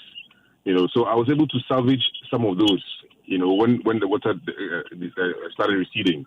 Okay. So, I mean, I got some clothes salvage and all, but everything else was gone. Every single cars in the neighborhood were submerged. I mean, as of this morning, there are tow trucks still moving cars out of the neighborhood. As of this morning. Did you lose a car? Oh yes, I did. My car was totally submerged. Yeah. And did you get help? I mean, we know that there was a team around that area. Did you get help? Yeah, we did. We saw. I mean, the NADMO guys were around. Some people needed extreme help. Some people were collapsing. Some people were locked up in their houses and all of that. I mean, for us and me and my neighbors, at least our landlords were very, very. And I need to give some big thanks to my landlord and the husband. They did very well in making sure we were safe. We all moved to the second floor of the building, the first and second floor of the building. The other neighbors up there accommodated us. We were okay. We were okay. We lost everything, but at least we were fine at that point. You know, we didn't really think about what we were losing. It was more like life. So when the NADMO guys came to our place, they realized that, okay, we were fine. So they could use their resources to go help other people who were in dire need of those resources. And talking about, you know, willing to help, where did you sleep last night? So I slept at my brother Yankson, who is a very, very nice gentleman. He gave me a 1-bedroom in his house to spend the night and said I could stay there as and when my place is ready for me to go back. Yeah, so currently I'm with my friend and brother, big brother Yankson. And do you know the situation at your place in Chado today? So I went back to the house today. I mean, as I was saying, our landlords were able to find accommodation for most of the tenants who are downstairs. So everybody's currently doing well. We went back this morning to check what we could take out and what we could do to clean up the place. I think it's going to take about a week or so to get that place back online. And at least our landlords are doing something else to take care of the flooding. I think something to do with engineering. So whatever it is that they are doing, they are assuring us that even if it's going to happen, it's not going to happen at the rate at which they happen. Because as I was saying, we have never experienced this in that neighborhood before. I've been here for 3.5 years, and I have never seen anything like this before. Okay. Governor Poku, before you go, you know the president has been speaking. Yesterday he's talked about what we experienced in Accra. Briefly, what do you make of what the president has said? Look, for me, and Kojo Akoto Boateng knows my opinion on these things. When it comes to politicians, we hear all the nice things. We hear every single nice thing. Yeah, I have seen some positives of our president, and we appreciate it. I mean, if I could say, I'm in the same church with the president. So, and I've seen some positives of the things that he's doing. I am praying and hoping that when it comes to demolishing buildings in waterways, they don't just go there and demolish them. They demolish, clear it, and make sure water is able to move. Look, yesterday, one of the experiences I had, and this is the power of water, when I was done with salvaging some of my clothes and things like that, I tried opening my main door just to go walk into the water. The pressure of the water, which was coming through, I had to just leave the door locked and go through the window. You know, so if they stick to their word, that's all we need. You know, not just the talk. If they stick to their word and put some action in it, we are all in for the betterment of this country. That's all. Okay. Governor, Thank you very much for joining us this morning. you, guys. And we wish you all the best. We thank God for your life. We'll Thank come you, back guys. to check up on you and how you're doing. Okay. Yeah, well, thank you very much. Okay, so that's Governor Poku. He's in Chado. He's a victim of yesterday's flood. I went to Chado after the rains. I went to Chado, and what I saw there yesterday broke my heart. There are a lot of new apartment buildings, a lot of young people who have moved there, and their homes were flooded. Ground floors of most of the apartment buildings were flooded, and I saw people like they couldn't take anything out of their rooms. And then I saw cars, not the small cars, the big SUV submerged. Could you forgive me? I need to get onto the phone lines and snakes. Oh, I need to speak to the Ghana Meteorological Agency because we need to find out, okay, what the situation is. We're told that from Thursday to Sunday we should expect heavy rains. But Frederick Kojo, thank you very much for joining us this morning. So yesterday, we had the rains. We're told that you got the you got the signal very late, right? When did you get the signal on Sunday? Sorry, come again. I am asking the time that you got the signal on about yesterday's rain on Sunday. When did you get the signal? Well, we had the signal quite early because looking at our forecast right from Sunday through to Monday, we're predicting rains across southern Ghana right from Sunday, our morning forecast, afternoon, evening forecast. And then also on Monday also we were able to give our forecast. And then also we added weather warnings to indicate the level of impact and then the areas that are likely going to have severe rains. So we were able to capture the rains very well in our forecast that we issued right from Sunday through to Monday. Okay, so for purposes of clarification, on Sunday, at what time did you issue the weather warning? Well, so on Sunday, our weather warning came out about for the evening forecast. It was able to capture the weather warning that was the range that we were anticipating. So for Sunday, the evening forecast clearly stated that we are anticipating a rainstorm that was going to hit. What time on Sunday? What time on Sunday? That is 5 p.m. 5 p.m. So this was... Okay, all right, go ahead. Yeah, so at 5 p.m. we're able to capture that information in our evening forecast. And then again on Monday as early as 8 p.m. we're able to update again that the rains that we're having were going to continue. And then it was going to have some high impact, especially for the coastline, because right from Sunday it has been raining, so the ground was very, very much saturated. Even though the intensity wasn't so much, but then because of the duration that we had, we're expecting that a lot of flash floods were going to occur. Okay. So what are we to expect today till the end of the week? Well, so currently today we have a very, very weak rainstorm currently engulfing the coast of Benin. So you can see that Cotonou through to Lomé is very cloudy with some rains. And we're anticipating that that rainstorm is going to stretch all the way to the southeastern portions of the country and then induce cloudiness right from this morning through to the afternoon hours. So there are chances of intermittent slight to moderate rains. So we'll be having the rains coming and then stopping for some time and then occurring again. So to be intermittent right from this morning through to the afternoon. But then the intensity will not be of higher magnitude that is going to cause any severe flooding for today. How about tomorrow, so say Friday? Yeah, so tomorrow too, we're anticipating that the early hours of the morning again is going to have some slight rain again. For tomorrow in the evening also, it's likely that we are going to have some slight rain or drizzling conditions. But then from Thursday, Friday, Saturday is where we're anticipating another major rainstorm to hit most places within town in Ghana, and then also the transition and then the northern sector will also be affected. So into the weekend, we are likely to have a higher magnitude of rainfall. So let's brace ourselves.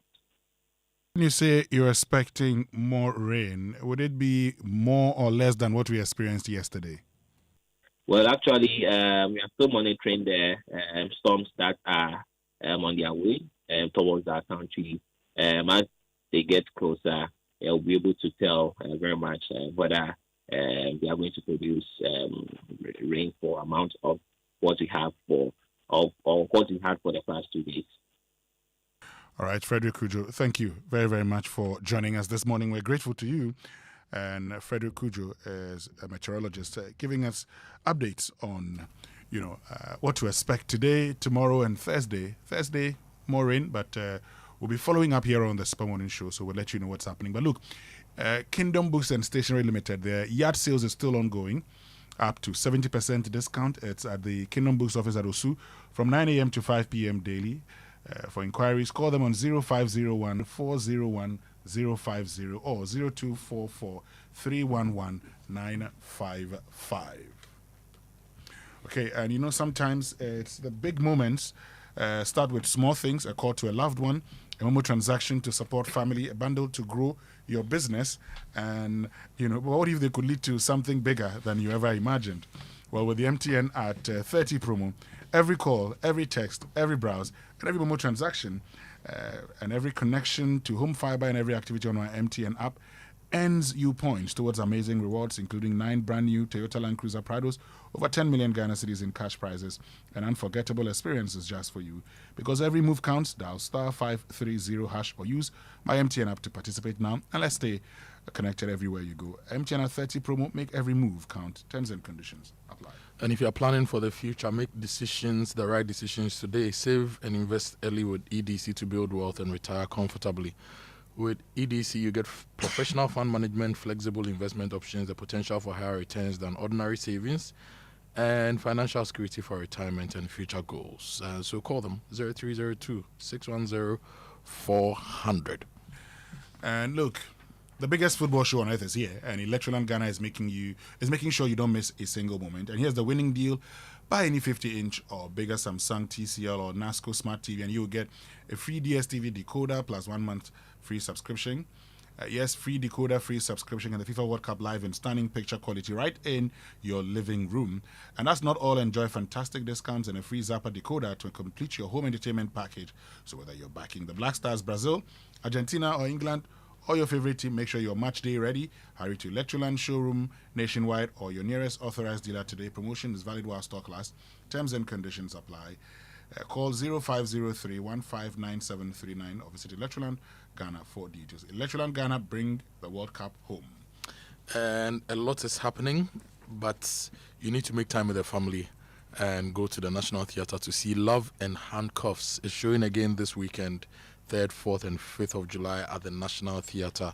The rate is 300 Ghana cedis per show for individuals, 500 cedis per show for couples, and 225 for holders of the Roverman loyalty cards. You can pick your tickets at Dry FM, Shell Shops at Airport, Tema Community 11, and Dansman Bachona Total, or you buy with a short code *365 *535 hash. You can also go to the Wakana offices on the Boundary Road in American House and also at Opebia House. Sponsors Wakana Apotica Koba, communications partner M Notify, and logistics movers. But if you're ready for the biggest football festival on earth, because Electroland Ghana soccer promotion is officially on with massive discounts, amazing freebies, and big winning opportunities. This World Cup, bring the stadium right into your living room with stunning smart TVs from Samsung, TCL, NASCO, starting from just 699 Ghana cedis. Feel every goal, feel every save, every celebration in crystal clear picture quality like your life at the stadium. Okay, if you're planning watch parties with family and friends, this is the perfect time to shop and save big with Electroland Ghana. Plus, every purchase gives you the chance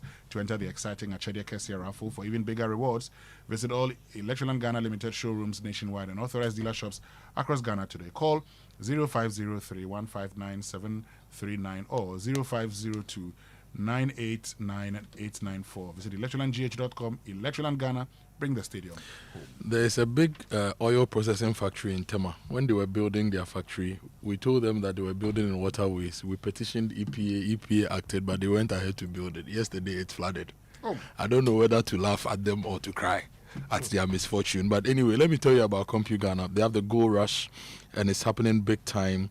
It's a chance to win big. You can win a 100-inch 4K smart TV, cash, laptops, phones, and many other amazing prizes when you spend 1,000 cedis or more. So rush to any Compu Ghana showroom or shop online at compugana.com. You can call them on 030-275-2020. The Compu Ghana Go Rush season, the ultimate football experience. Well, that'll be all from us here on the Super Morning Show on Joy 99.7 FM. My name is Winston Amoah.